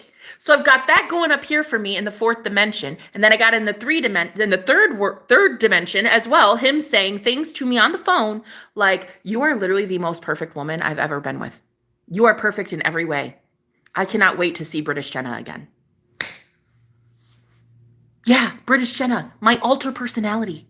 Oh my God. Like a man that loves you so unconditionally. Like the first time we ever met was during a pizza party. Okay. I moved into this Airbnb and he moved in the same day, which is really fucking weird. If you ask me, that's very serendipitous. He literally showed up here the same day I did. And I was like getting, well, close, not romantic really, but like kind of, there was another roommate that was interested in me and he was like, hey, I'm gonna buy some pizza and beer. You want to come downstairs and hang out with me? And I was like, yeah, sure. I'd love to get to know you more. Right. So he goes and gets pizza and beer and asks me to come down. Well, the thing is, I'm pretty loud, I guess is what people say. So I was just, just being me. I was just talking. And I guess it stirred up the whole energy in the house. And like all of my roommates, there were 4 male roommates and they all started like feeling the urge to come talk to me. So one was the guy that's here right now. He left and then moved back. That's the man that just came in with lunch. But then the one that I am madly in love with shows up. He comes downstairs and he's like, hey, what's going on? You guys having a party? I was like, who the fuck are you? He's like, yeah, I'm room 5, man. I'm room 5. How you doing? And he shakes my hand and I'm like, room 5? We don't even have a fucking room 5, do we? Do you live in the walls? I was like, who the fuck are you? Listen, I said, okay, are you a ghost or something, bruh? Cause like, we don't know you. He goes, oh, it's funny. My nickname is actually Ghost. Oh, okay. Okay, you just got hella interesting. Have a seat. Grab some beer. Yeah, would you like to chat? He sits down, he pulls up the chair. There's me, this other roommate, and then this new guy, right? This guy, Mr. Sexy Pants. And he shows up at the table and starts eating pizza with us. And in about, I don't know, 3 minutes, the guy who ordered the pizza gets up out of his seat, walks to the back door, and leaves the house during a pizza party that he hosted. He gets up, leaves, goes out the door, goes to literally shovel snow for the neighbor. I swear to God, I swear to God, I swear to God. This man gets up, goes outside, talks to the neighbor for about a half hour. And as he does, this guy and I, Mr. Sexy Pants, Mr. Superman, he and I get to chat for about a half hour together. We got to man, we had instant chemistry. Oh my God. He was sitting there and I was like, I couldn't take my eyes off him. He was so sexy. He really was. He really, really was sexy. But I was like not trying to get involved with anybody. I was just trying to get to know the roommate. I didn't even want a romantic relationship. I'm just like, no. No, you're cute. I like that for you. Very handsome. I'm sure you're a great guy. But no, I had just gotten out of something and I was trying to get my life back in order after a big breakup, a public breakup that was honestly horrible. I was like, I'm not really that interested. And the more I would imply that I wasn't interested in something, he would just approach me more. He was like, hey, so here's my Facebook, look me up, and you know where I'll be. I'm in room 5, so call me. And I was like, okay, bye. So he got up and left. No, the guy came back in. 30 minutes later, and he's like, man, that was fun. That guy is so cool. And he's like, oh my God. Yeah, I bought some ice for the driveway. Yeah, I just gave it to that guy. Oh, you guys having fun? How's the beer? Pretty good, huh? And I'm just like, yeah, we're having fun. Basically, fucking each other with our eyeballs. But yeah, anyway, great meeting you. Have a good day. And he gets up, Mr. Handsome, the guy hitting on me. He gets up from his chair, literally only met the guy with the pizza. He only met that guy for like a total of 4 minutes. So he gets up out of his chair and he goes upstairs. And I'm just sitting there like, who was that? But I couldn't say that. I couldn't say that because Mr. Pizza Guy was still really interested in me. And I was like trying not to be offensive or rude or anything. You know, you just paid for pizza and beer for me. Like, I'm not trying to be rude. So I sat there and I just entertained him. And I was like, oh, what kind of music you into? And we chatted and we got to know each other, right? Well, anyway, a few days later, okay, so the whole point I was telling you about that is the first time we saw each other, he said, he's like, are you the British girl are you the British girl that is rooming next to me? I was like, oh, sometimes I just speak in a British accent. I don't know. I just do it. I don't know. And he's like, whoa. He was like, I asked myself, is that girl from Wales? Why do we have a girl living here from Wales? Oh, okay. And then I said, yeah, no, it's just kind of like this thing. It's like a party favor. It's just a fun thing. But really, it's multiple personalities. And he knew it because he has multiple personalities. But I didn't tell him that. I just said, oh, it's just a thing. But he knew right away. And so I said, oh my God, am I too loud? Like when I do my live streams and stuff, I do my British Jenna. And I was like, oh my God, is that too loud? Like if I'm ever too loud, please, sir, I tell you, just go, shut up in there. Okay, promise. I will shut up. He's like, nah, I actually really dig it. He's like the British Jenna. I like that. You should keep going. You should, I'm not complaining.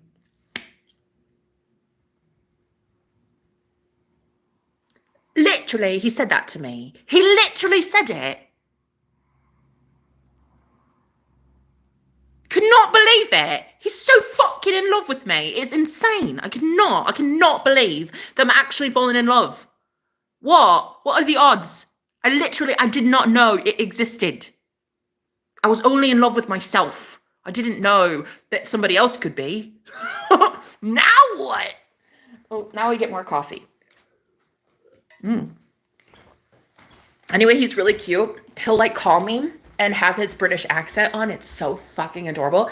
He'll be like, "Blimey, mate. Do you want my twigs and berries?"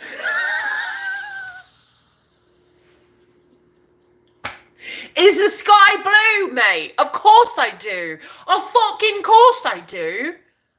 Twigs and berries. Duh, of fucking course. Call me. Oh, wait, I'm just kidding. You're already on the phone. Oh, you're already on the phone, mate. I love it.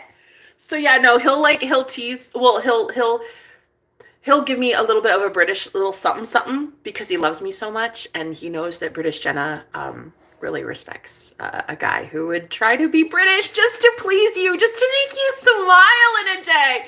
Girl, I love it so much. I love this man, honey. But I don't know how to be in love. I'm trying. I'm doing my best. Hey, I get told I'm a narcissist a few times a week. And so I don't know how to love somebody else but my damn self. So we're going to do this together, guys. We're going to figure it out together, okay? Because see, what's happened is I've been so self-centered my whole life that I've loved me, myself, and I so much that now I think I'm amazing. And now I think I'm hot shit. And so now somebody else agrees with me. And he wants me, babe. He wants me. In every way possible. All right, let's talk about it. Let's talk about it. This daddy. Okay? It's a daddy. He wants me, baby. Oh, he wants me. Good girl. He wants me. He wants me bad. And good. He wants me in all ways. But anyway, yeah, like he will literally call me with his British accent just to make me smile. Can you believe that? What a fucking cutie. What a fucking cute man. I am so into this guy, guys. Oh my God. Listen, it wasn't until after we hooked up and he left, he had to go to a different Airbnb, live at a different place. It wasn't even until then that I knew he had multiple personalities. Like as I was starting to get to know him, his alters came out. And they're very obvious. It is very obvious that they are not him. And listen, my grandmother had multiple personalities when I was a kid. She had bipolar schizophrenia and she had multiple personality disorder. And they always thought that it skipped a generation and went to me. And I was in therapy. I had antipsychotics. I was on antidepressants, anti-anxiety meds. So I've always had something going on. Something. And I didn't really, I mean, I knew that it was multiple personalities, but I've been able to handle it so well that I'm fully functional. I'm totally normal. Don't judge me. I like to claim I'm normal. I am totally normal. And I have what I think is, well, quite honestly, the best personality. So, am I in love with myself? Yes. Is the sky blue?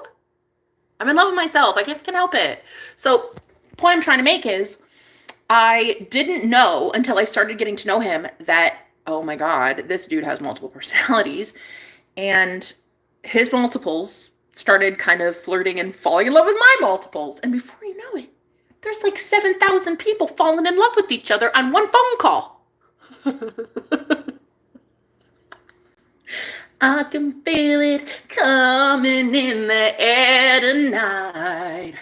Oh, Lord. So I've never been in love. That's the thing. I wanted to be in love with a guy like this. I wanted to manifest a guy like this. And honestly, damn, I did a good job, bitch. I did a good job, honey. I did a good job. Yeah. I know what the fuck I'm doing. Okay? I'm a master manifester for a reason. I know what the fuck I'm doing. So anyway, yeah, I manifested the sexiest man alive. And just last night, he told me, this is what he said. Hey, right from the horse's mouth, this is what this man told me. He said, Jenna, you are by far the most perfect woman. Girl, he said that to me. He said it in plain English, bitch. I heard it on the phone. I heard him say it.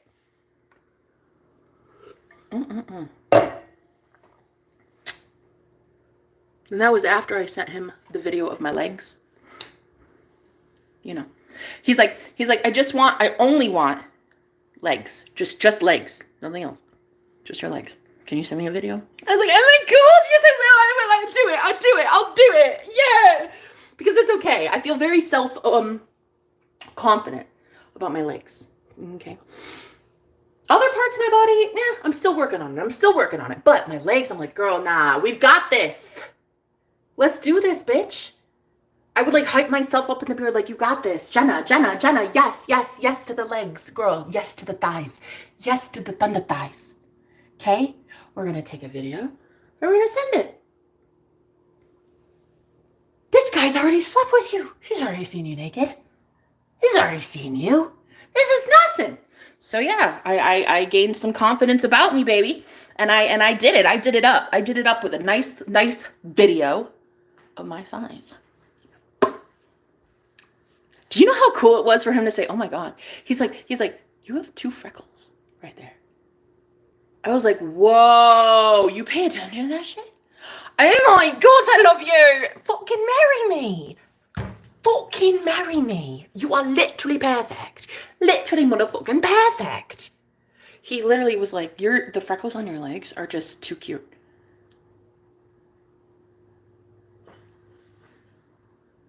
Can you marry me? Like, can we do that? You can marry me, right? Because you're not married.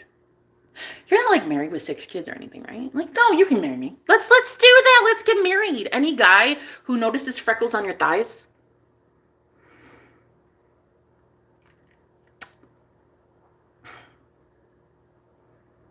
and tries to impress and entertain your British alter ego, come on, baby. Why wouldn't you marry that man?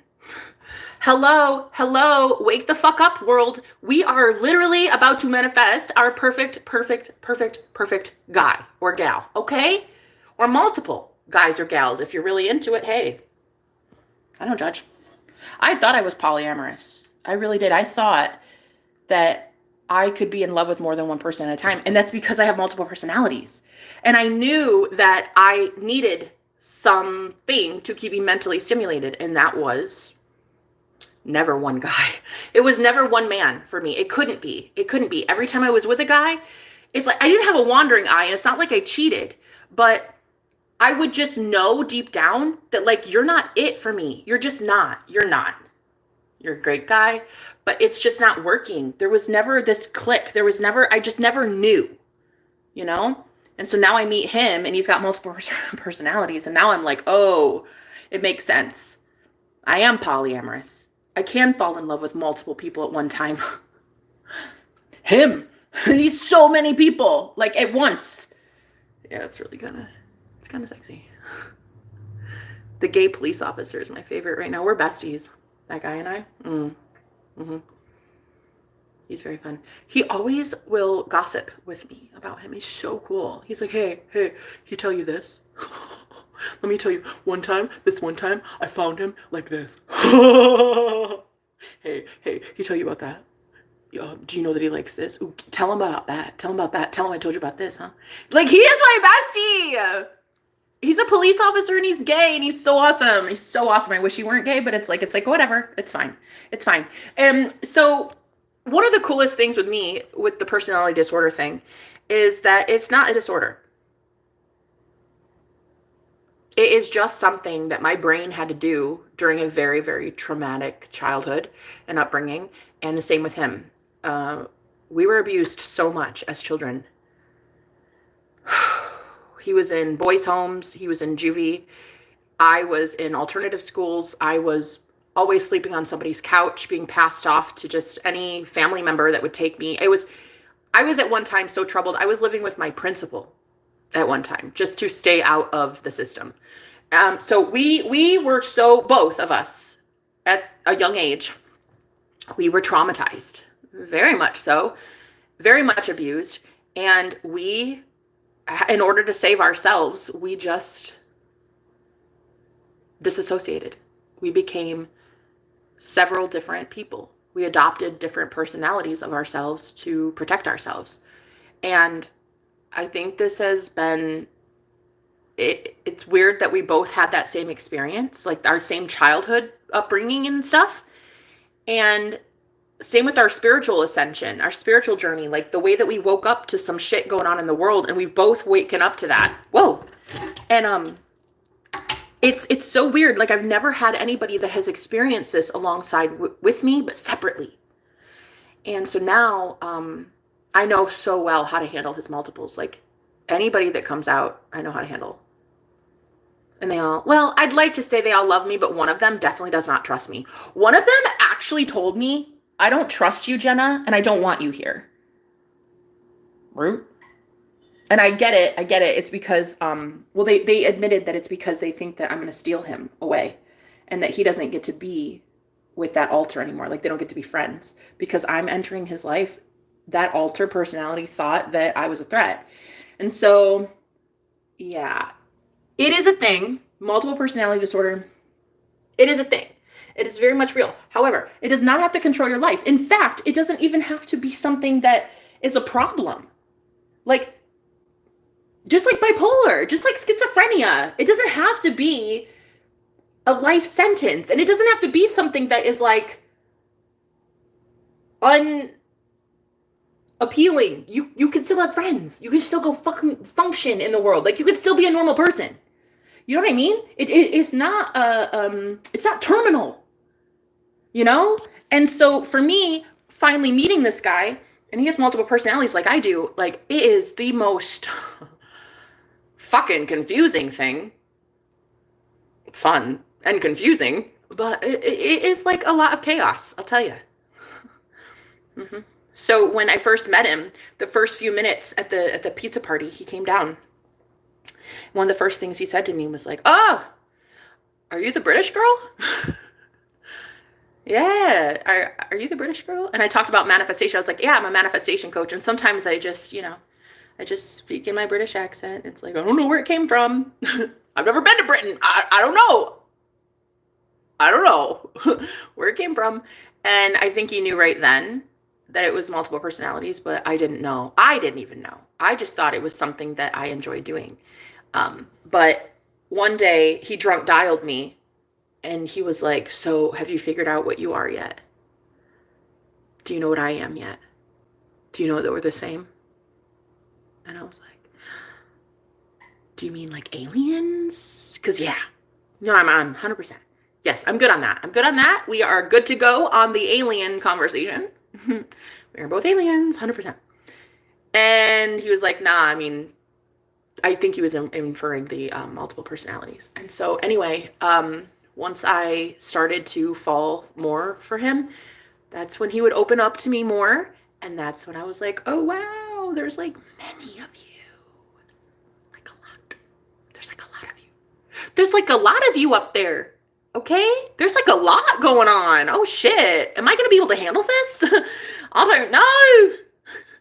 I thought I was crazy. Like, what the fuck, bloke? I don't know. Fucking giving me whiplash. I actually had one of my exes dump me because he told me that I was like all over the place and that I was giving him whiplash. So he had to dump me.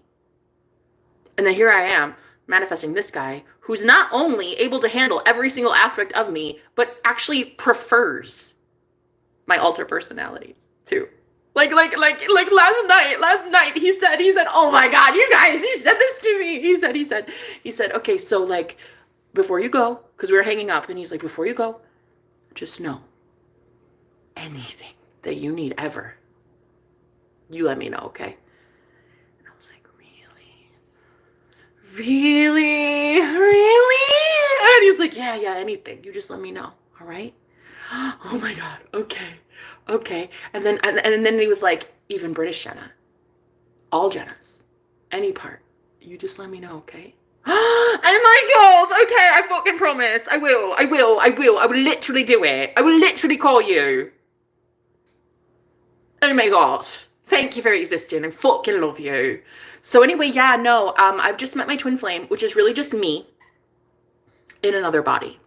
And you guys, I'm so narcissistic and I'm so vain and I'm so superficial and self-conceited that I've been on record saying that if it's not me in another body, I don't even want to date them.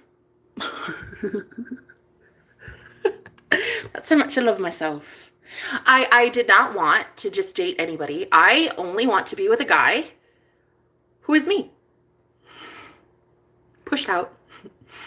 Like, I'm not even gonna entertain you at all unless you are me. Like, you have to be me. I don't even want to marry anybody that is not me in another body. So that's it, end of story. And I told the universe this, and they fucking listened. They were like, okay, she's a little self-conceited, but well, what we're gonna do? Should we send her something? Okay, let's do it. Let's do it. So I have been manifesting this dude who is crazier than I am, and I fucking love it. I love it. I fucking love it. Can you guys believe it? Like, you love yourself so much, so unconditionally, that the universe is forced to send you a narcissist just like yourself. It's beautiful. Narcissists falling in love with narcissists. There is a God. Can you believe that? There is a God. I'm a big fan. I'm a big fan. Well, everybody knows I'm a big fan of narcissists. That's why I kept attracting them in my life. But just finally, this time, the difference is I know how to handle them and tell them to fuck off when I don't like their energy. You know what I mean? Like, if you're being selfish, self-deluded, and an asshole, I will literally just tell you to go fuck yourself. And I'll ignore you, put you on block for a good 3 or 4 days, and make your ass sit there and get it right with Jesus. I'm always attracting narcissists. That's what I love about myself. The problem is that I used to be so empathic and overly so empathic that when I would attract narcissists, I would just overgive. I would basically worship that man to a point of just idolatry. Like, I would idolize that guy. I was just like, oh God, go somewhere. Like a therapist's office, okay? Go to a therapist chair because you got some problems, bro. So I'm always attracting narcissists. But this time I'm attracting a narcissist that doesn't really want to be a narcissist forever. Ooh, it's so sexy. Ooh, I love it. I fucking love it. He's so attentive and he's so kind and he cares about the humanity so much. He cares about changing his life, not doing stupid shit, not getting caught up, making amends. He cares about, like, fixing the world that he broke and that a whole bunch of people like us broke because we were selfish, conceited, and we didn't know what the fuck we were doing with our energy. We didn't know what we were doing by enabling people, coddling people, leading people astray. We didn't know what we were doing, okay? So now he's like, I don't want to be like that anymore. I'm sick and tired of this world on fire. I'm tired of being conceited and all about me and also an alcoholic. He's like, I'm tired of drinking. I don't even want to drink anymore. I can't drink anymore. I don't want to do that anymore, Jenna. I don't even want to drink beer. So that was a crazy revelation yesterday. He doesn't even want to drink beer now because of me.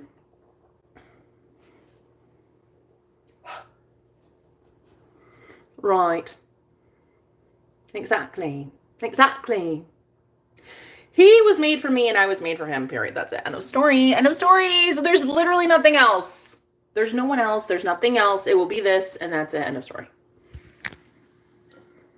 Tale as old as time. And so now we were like feeding the beast system. We were feeding this like narcissistic, cruel, like, I care about me and only me and I got to get my needs met and you're going to listen to me. And like, this is what we do not want to be anymore. We do not want to lead people astray. We really, really need to make sure that we use our union for good. And I'm noticing how he is getting better, how he's getting healthier, and how he helps people. I help people. It's so beautiful. But like, really though, I don't necessarily think that I'm a full-blown narcissist. Not truly. I just think that I'm right all the time. And if I can sense that something's off in my life, I just like leave people. If I can tell that somebody is not made for me or meant for me on my path, I just love myself so much that I walk away from people. And it's been about 14 years. I've lost hundreds of people on this journey. On my spiritual journey, I've lost hundreds Hundreds of people that I had to walk away from on my own, voluntarily. Same with him. We went through the dark night of the soul together, yet separately. And so now I'm coming into union with him, and he's just like, his energy is all to himself. He doesn't need to give it away to everybody. He does not give it away to everybody. And he actually makes sure that people don't take from him without his permission. And that is not narcissistic. I would say that is just self-preservation. I don't think that's evil. I just think... What was that? I just think that that's actually healthy. So I don't necessarily know that I'm a narcissist. I just think I get called a narcissist a lot. But yeah, so I'm ready to work. I'm ready to show the world how easy it is to manifest, because like I literally just manifested the most perfect man in the entire world, girl, in the entire world, the most perfect man for me.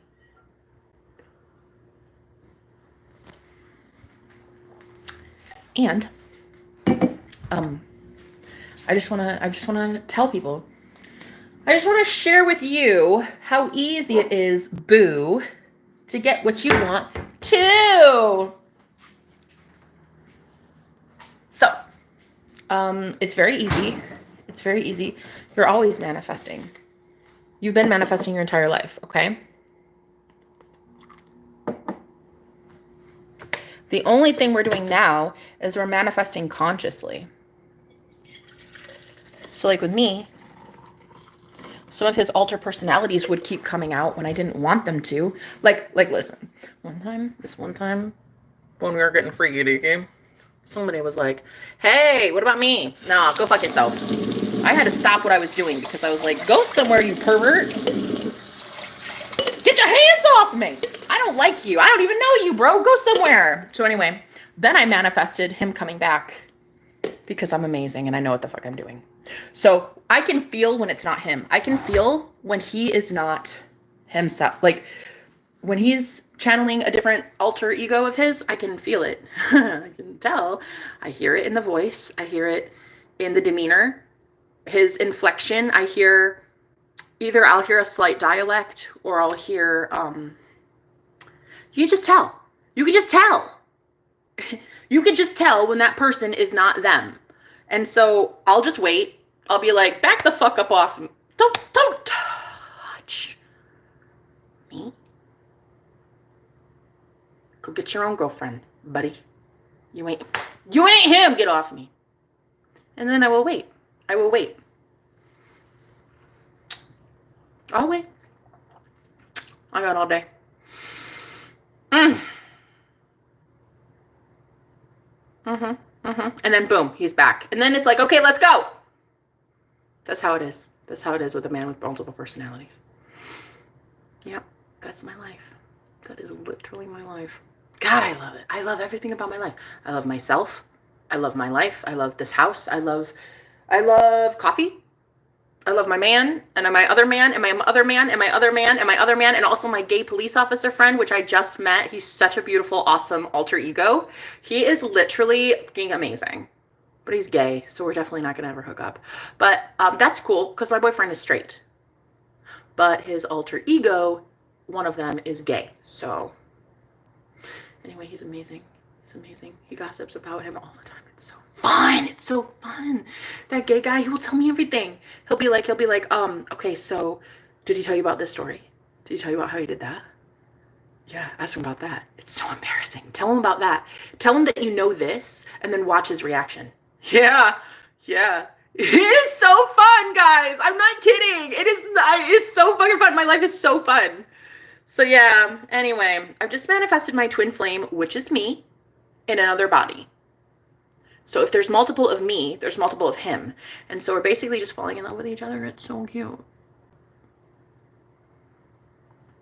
Oh, I forgot. I am so sorry. There were people writing in my comment section. Oh my God. I forgot you guys existed. I'm so sorry. What were we talking about? Oh, hold on. Oops. Forgot people are a thing. Hold on. I forgot. Okay, hold on. What is this? Hi, Jenna. How you doing? Hi, Mandy. How are you? My throat chakra activated when I ordered a pizza this morning. Hey, Jenna. Okay. Love that. Fucking love you. I don't know you at all, and I don't know what that meant really, but I love you. Thank you for being here. My God. Guys, you want to know the fucking craziest thing ever? I'm going to tell you. It was so weird. Last night, we were about, like, okay, I said, I need to hang up with you because I was feeling something. One, gas, indigestion. But after that, I was like, okay, I need to go. I'm so sorry. I have to go. Thank you. I'll talk to you later. Bye. And so he was like, what the fuck? And then I said, oh shit, it's just feelings. I was about to express feelings and I couldn't. And I said, okay, gotta go. Bye. Good night. I don't want to tell him that I'm into him and stuff like, ew, no, feelings don't, girl. We don't do that shit. What is it? It's the year 2025. We do not do feelings. We do not do feelings around this bitch. We're not the type to, no. We're very independent. We don't need no mans. And we definitely do not tell men that they are amazing. We don't do that, love. We do not do it. It's the year 2025. We do not tell men that they are somehow important. Anyway, no, I'm just kidding. I did. I said, I hung up and then I texted him and I said, I'm so sorry. What it really is that I'm scared. I'm scared to tell you that I seriously think I'm in love with you. And I don't like that feeling. It's such a scary feeling. Go away. I didn't know. And so I told him in the text, I said, I'm so sorry. It's not that I really have to go to bed. It's that I'm in love with you and I don't want to tell you that. So I gotta go, okay? And so anyway, he calls me back and he was like, hey, I just choked on my noodles. I thought, is that a sexual joke? Is that some sort of innuendo? He's like, no, I was literally making dinner and I choked on my noodles. And I said, I immediately got this like download, this like aha moment. I was like, oh, it's because my throat chakra is blocked. And it was literally me needing to express something to you and you felt it as a blockage and like, whoa, okay. So here it is.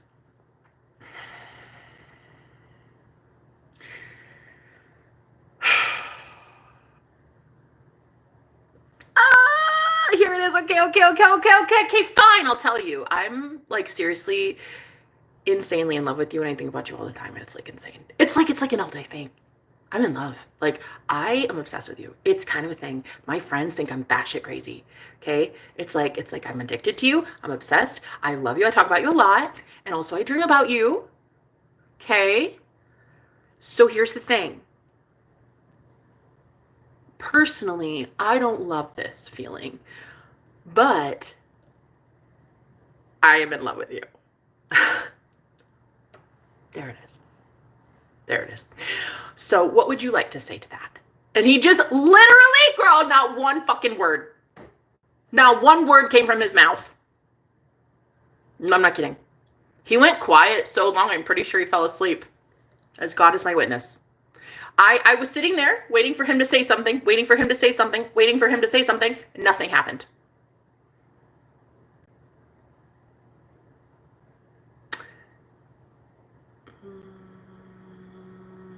Okay. Hello? Hey. Oh, hey, what's up? Oh, God. Oh, God.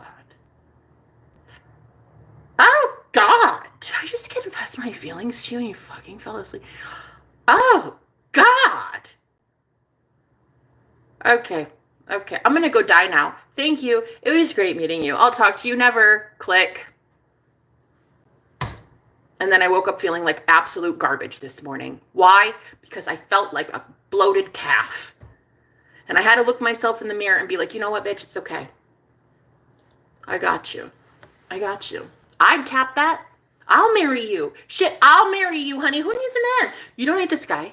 You need Jesus. You know? You don't need this guy. feelings. Ew, no, we don't need that. So I texted him and I was just like, okay, have a great day. And then he's like, wow, thanks, you too. And then that was it. And then we broke up. No, I'm just kidding. We didn't break up, but I seriously think I should. I think I should break up with this guy. Anyway.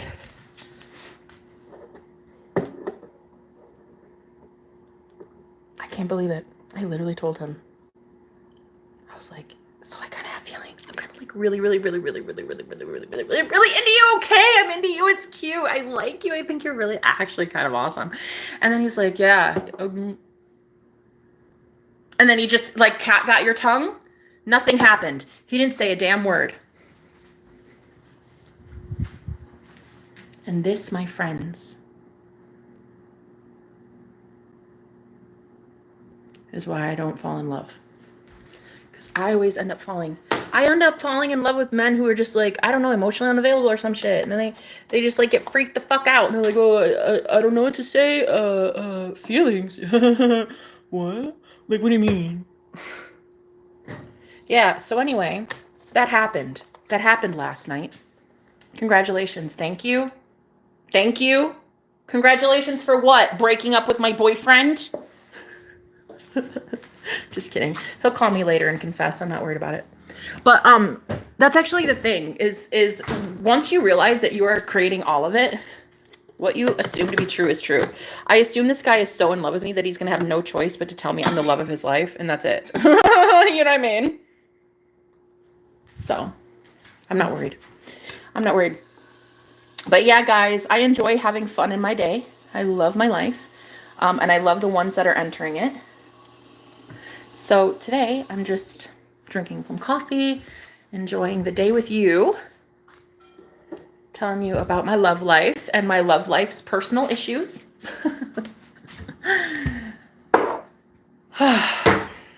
But it's okay, because we always get what we want, right? Always. And you know what I want? A sexy man texting me today and calling me and also seeing me. It would be really cool if we could actually meet up. It'd be really nice. But yeah, thank you guys so much for listening to me.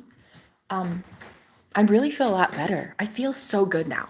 I feel like, yeah, technically speaking, he didn't confess feelings, but it will happen, you know? Anyway, one of the coolest things that I've been experiencing is the spiritual connection between us. It's got me freaking tripping. I'm tripping balls, man.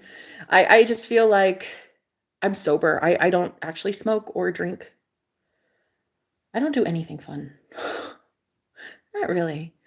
But like there is this thing that I'm enjoying right now, and it is my twin flame. It is my true soulmate, and I like it. And he's kind of my high, and he's kind of a buzz. So he's gonna confess. It's gonna be cute. I'm good.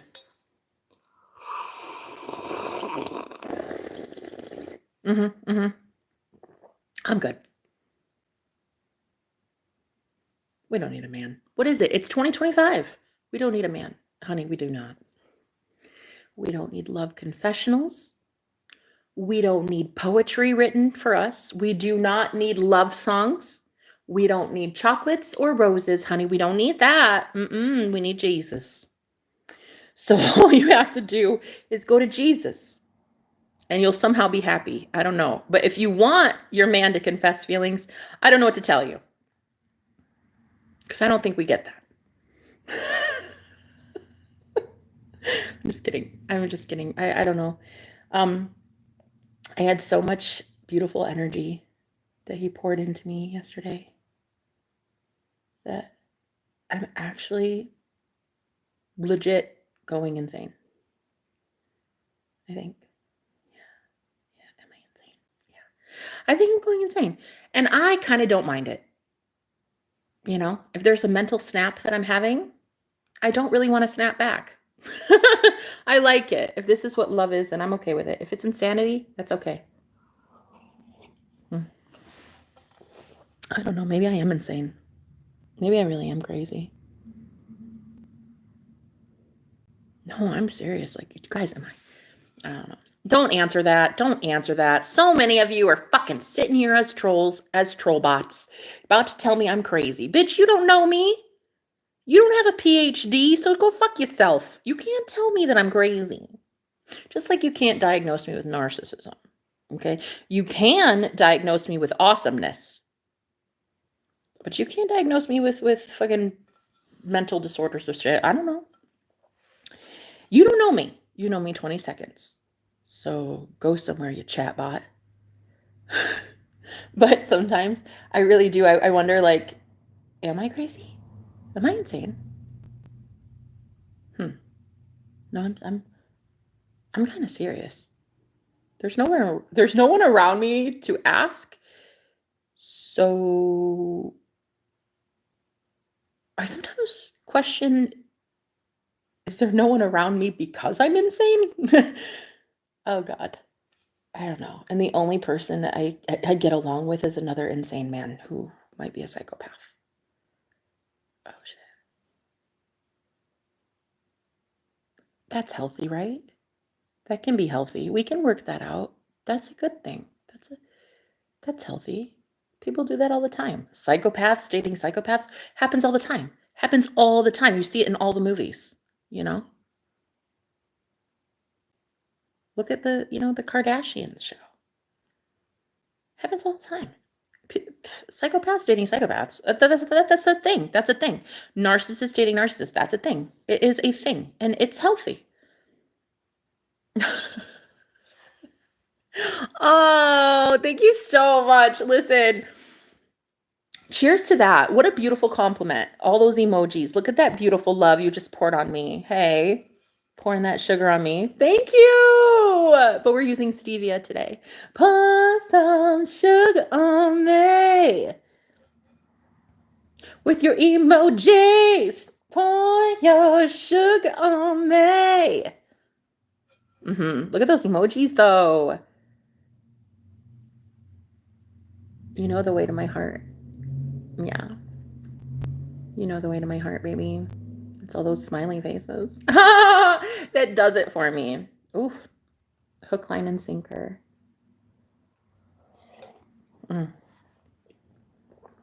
Call me. I love it. Yeah. You know my favorite emoji? That one. The eggplant. Call me. Oh my God. Like, you're so sexy. If you send me an emoji, oh my God. Girl, I will swoon. I will swoon for you in 2.2 seconds flat. That's the key. That's right there. That's the way to my heart. That's the way to my heart chakra. The eggplant emoji. I'd like to make some eggplant parmesan with you. Thank you. Thank you for existing. Thank you for the emojis. I felt that in my heart space. So thank you. But yeah, I wonder though, I sometimes do. Am I crazy?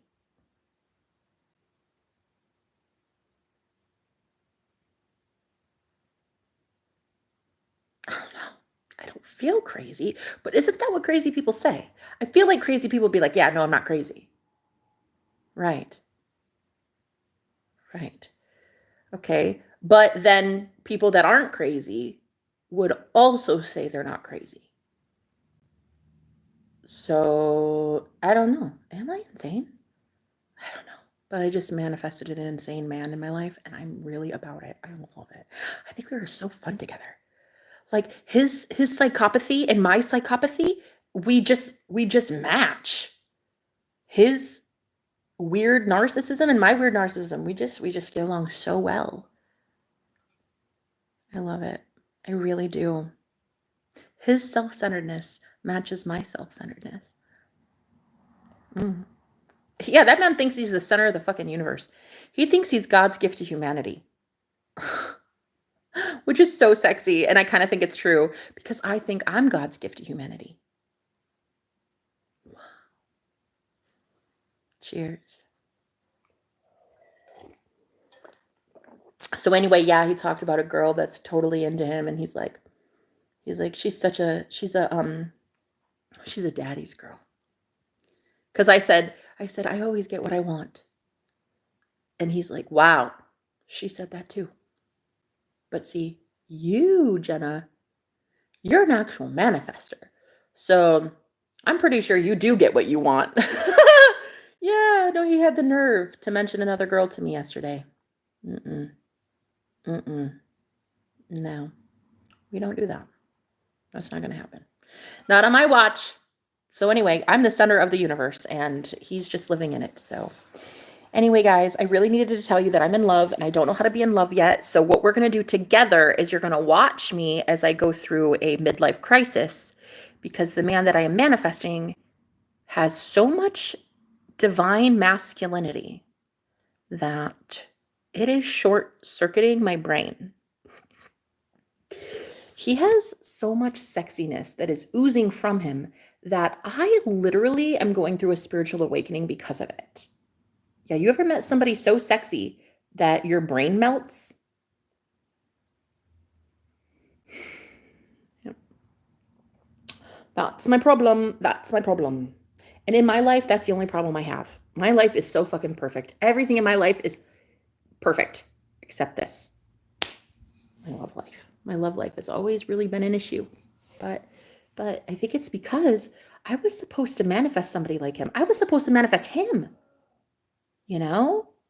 I think what it is I've been through so many breakups, public ones too. Like, you remember that one? The one that was publicized? I had 10,000 viewers watching me get dumped at a police station just this year alone in 2025. Yeah, no, that happened. Facts. 100% facts. You can look it up. You can go back in time and watch. This girl got dumped on her ass by the love of her life. And here I am slaying it. Fucking killing it. I got this man that is a god. And he is showing up in my life all godlike. Taking me to Jesus.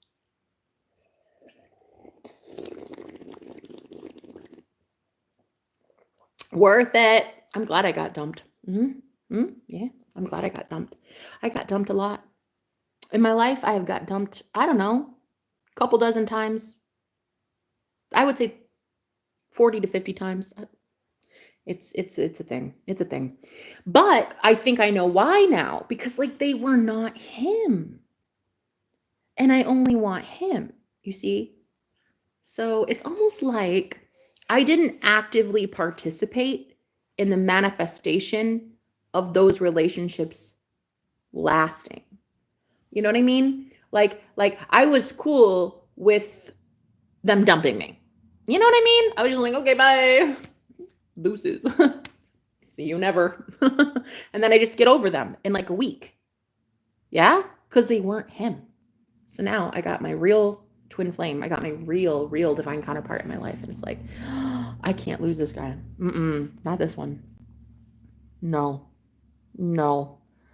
I will literally do anything to manifest this guy. Like every single technique I have in my arsenal, okay, as a manifestation coach, everything I've ever taught everyone else, girl, I have to fucking do it for myself now. And I have to keep this guy. He is so great for me.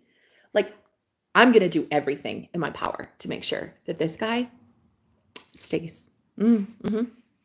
Like I coach so many people and I'm always getting you guys your soulmate. So let's get me my soulmate now, okay? Like you guys, when I see you guys get your success stories with your SP, your soulmate, your twin flame, whatever, and I'm like, oh God, I'm so happy for you. I'm so happy for you. And I am, but like, there's always this feeling like, when is that going to happen for me? I know how to do it. I know how to coach you guys to do it. I'm great at giving you advice in your love life, but when it comes to mine, it's a fucking train wreck. So I just, every time a client would tell me like, oh my God, he came back and we're going on a date and this, I get so happy. But then there's this feeling like, but when is that really going to be mine? And I think what it is it's birds before land. I think that I'm seeing my manifestation in other people first, and then it's coming for me now, and it's beautiful. And I'm more in love than I've ever been in my entire life. And it's only because I'm selfish. It's only because I'm self-centered that I even have all of this love to give somebody. Because if I were just out here giving my love to every single Tom, Dick, and Harry, I would be completely floored. I'd have zero energy. I would have self-esteem issues. I'd be energetically involved with just whatever they picked up in a day. And I had to go completely without anyone. No friends, no family, no men, not even a pet. I don't even have a pet. Okay? I kind of needed to go like only within to find this self-love. And now that I have it, it's literally manifesting in the form of him. And I love it. And I love him. It's very nice. And it's very nice. And this is why I feel like heaven on earth is a thing.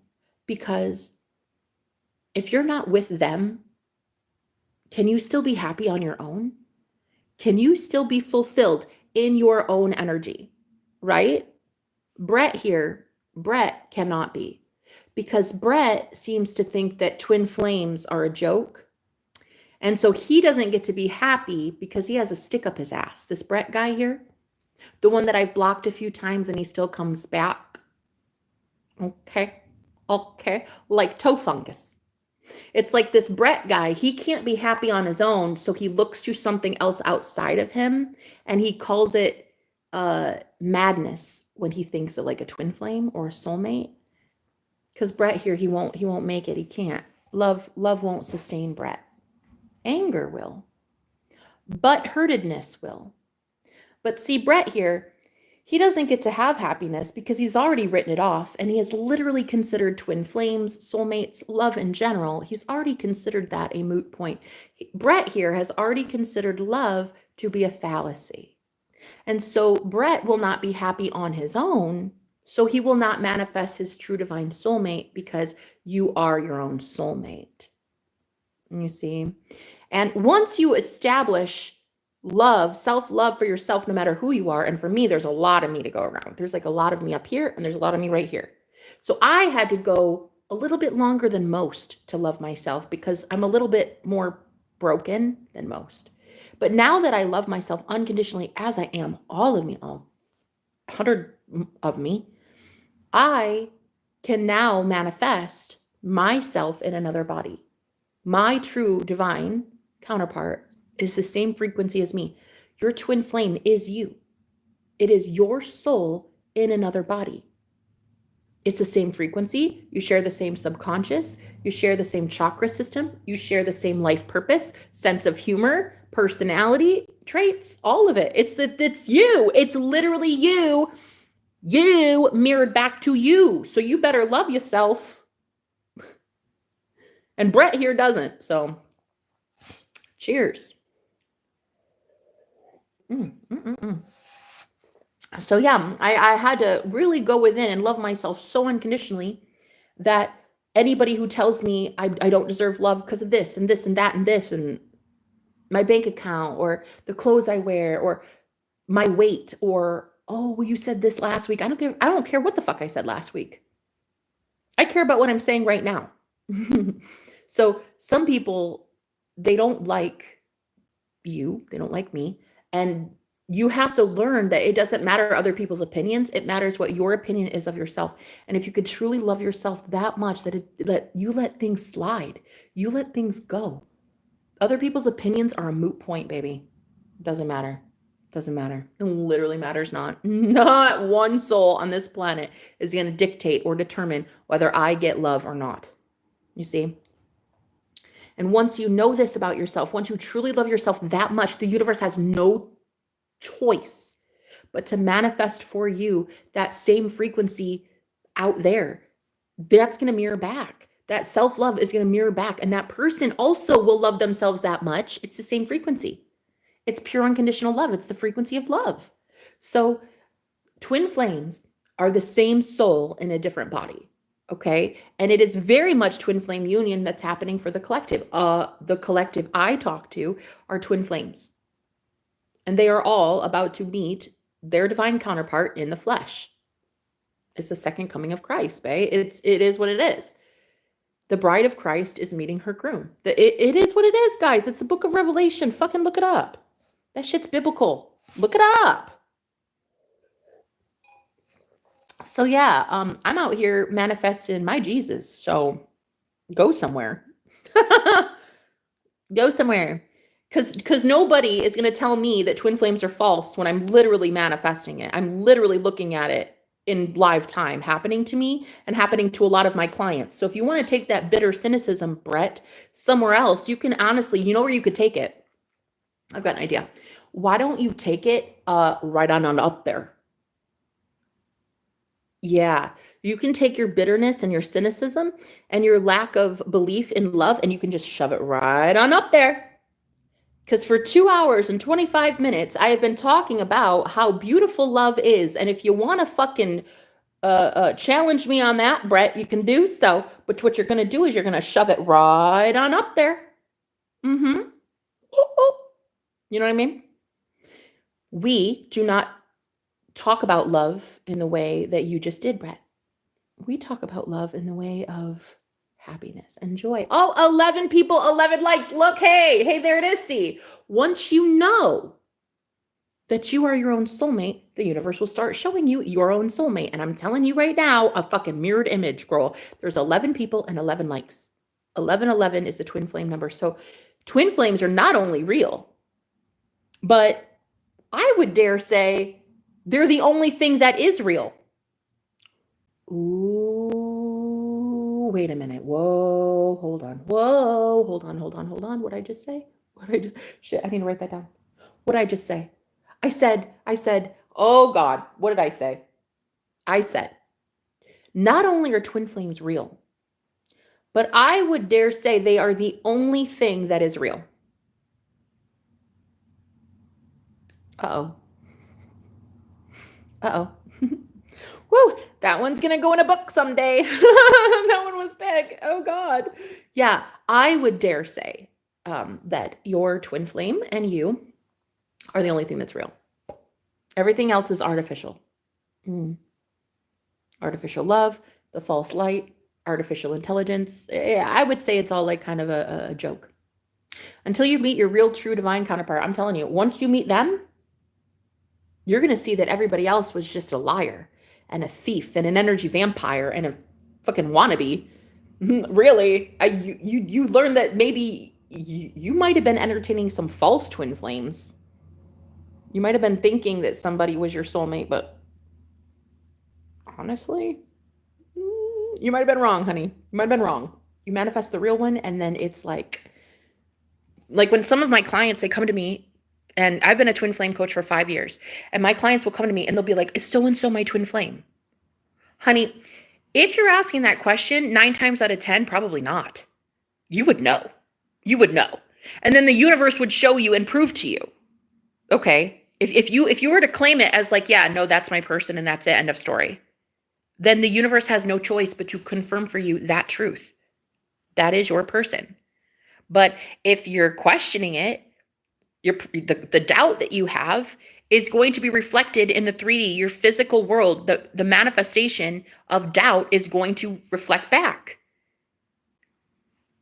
It is that easy. If you claim that they are your twin flame, they are. But you got to say that shit with conviction. You got to know, right? If you claim they're a karmic soulmate, then they are. If you claim they're just, they're just a lesson, they are. It's really you. You're God of your reality. And so you get to determine if that person's your twin flame or not. You're the one that says so, Your twin flame. Oh, twin flame is ridiculous. He doesn't like you if you talk like that. Bitch, what are you talking about? My twin flame literally loves me no matter how I talk. What? You're talking mess right now, and I don't understand it. I don't know what you're talking about. What do you mean? Doesn't like me talking like that. What do you mean? This man loves my potty mouth. Listen, I just got dumped like a couple months ago from a guy who told me, I don't want to date you because you talk like a sailor. I was like, what the fuck? Me? You don't want me because I use the F-bomb? No. Stop. No, that's a fucking lie. That's a lie of the devil. You're gonna break up with me because I used the word shit? No, that's a lie. That's a lie. You like me. You like me. You like my vulgarity. And he's like, no, I can't take you anywhere. No, I can't meet important people. I can't rub elbows with like these high class people that I can't take you anywhere, Jenna, because you use the word fuck way too often. And I'm sitting here like, oh my God, I am such a failure. Like, he's obviously such a winner, and I'm such a loser. So anyway, he dumped my ass, and I'm like, good riddance, boy, bye. Go fuck yourself. So anyway, then I meet this guy, and he absolutely loves my potty mouth. He loves it. He loves it. I talk about all the time, like shit, fuck, I name it all of it, all the time. I just like, if I just want to bleh, I just bleh, and he's just like, oh my God, you're so cute. So like, I personally don't agree with your statement that my twin flame would not love the way that I speak. In fact, I would say that he even loves my British accent too. Like British Jenna, he loves that so much. So I don't understand. Personally, I like me in every way that I am. And so my true person would also love me the way that I am. So go fuck yourself. Do you know what I mean? Fuck off royally. Oh my God, look how I manifested George. That's so cute. Guys, earlier when I said George, I said, remember Uncle George, right? If you're going to win the lottery and Uncle George comes to your doorstep and he's like, hi, honey, remember me? I was the one that changed your diaper when you were 2 years old. Yeah, Uncle George, remember? I don't remember you. I don't remember you. And my money doesn't either. My money does not remember you, Uncle George. Okay? My bank account does not remember you. Anyway, I literally manifested George here. How funny is that? How fun. Look at us instantly manifesting, bitch, because it's the year of magic. We are magicians and we get everything we want. All we have to do is speak. All we have to do is speak one time. And we get what we want. Ain't that the truth? Kay, hey, how are you? I know you know that that's true. Oh, it'll be sometime somewhere. You'll meet the guy you deserve. Oh my gosh, thanks so much. Rashash. Thank you. This girl is on live 24/7. Oh, I love it. Don't you love it? It really goes to show that you're kind of obsessed. It's given obsessed. It's given fangirl. Yeah, thanks for being here. Please subscribe, stay a while. I think you already have subscribed. That's probably why you can stay and see that I'm on live stream so much, because I'm pretty sure you've already subscribed. Hey, girly, can you say... No, I can't say that because I don't know what that means. I'm not going to say those words out loud. Hi, Mandy. Hi, Sunny. Hi, Robin. I feel so happy to know Robin. She's a beautiful girl. She keeps coming up on my channel because she's like a beautiful divine feminine, and I absolutely love that girl. I totally trust my guides. Yes. Yes, I appreciate it, Robin. I wish you the best of luck, but I feel like you don't need it. Oh, Robin, bless your heart. Life is so hard at this point, but I'm not giving into the negative. No, don't, baby. Don't, honey. It's going to turn around. It can turn around so hella fast, guys. It can. You can go for... Girl, I was in a homeless shelter this year. I went through two public breakups, and I was abandoned twice by two men that I love. And this year, and we're only in March. And so, look, the tables can turn so hella fast. All you have to do is just keep the faith. Just keep the faith. We walk by sight. We walk by faith, not by sight. Okay? So keep the faith. It's of course going to get better. It has to, because you're God and you will it and you say it.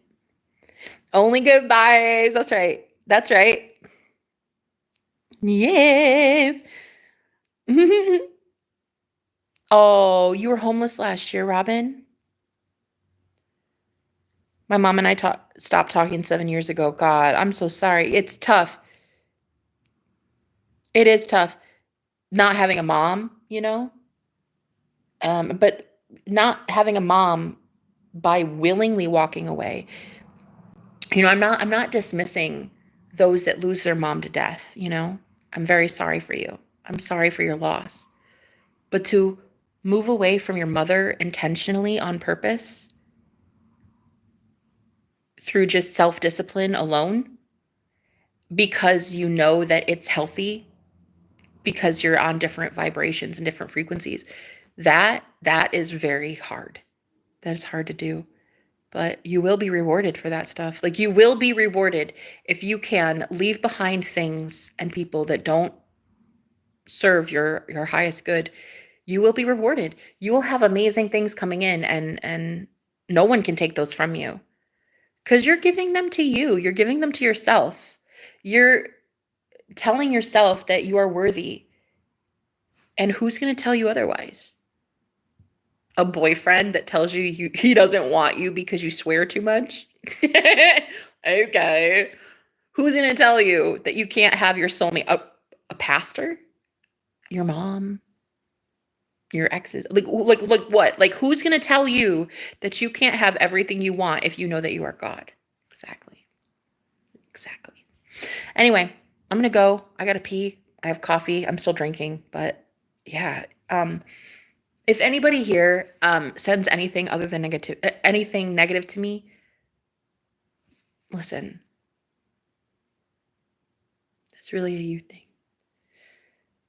I'm sending it all back to you, honey, because I actually am pretty happy in a day. In a given 24 hours in a day, I'd say like I'm happy probably 23 hours of those 24 hours. You're not gonna send hate to me and have that shit stick. So what I'm gonna do is I'm gonna do return to sender, and you'll know soon enough. Don't send anything to me that is not love, okay? No jealousy, no evil eye, no hexes, curses, spells, shit like that. Like, don't. Just send love, okay? Because that's all I accept, all right? So, to all of you that are my twin flame sisters and brothers, I love you, and you're about to get your twinny poo. We're about to get our twinny poos. I love it. I love it. Life is about to be so fucking good, bitch. You won't even understand. You won't understand how life could get this good. It's like anymore. It feels like you're being forced into heaven because you keep speaking life over yourself. You keep talking about how you always win at life, how you get what you want, how magic is everywhere. The universe loves you. It favors you. It's like you're going to be forcing the 3D physical matrix. You're going to force it to change in your benefit. You're not letting up. It's going to conform. So keep going with that. I love you guys. I'll talk to you later. Okay. Bye.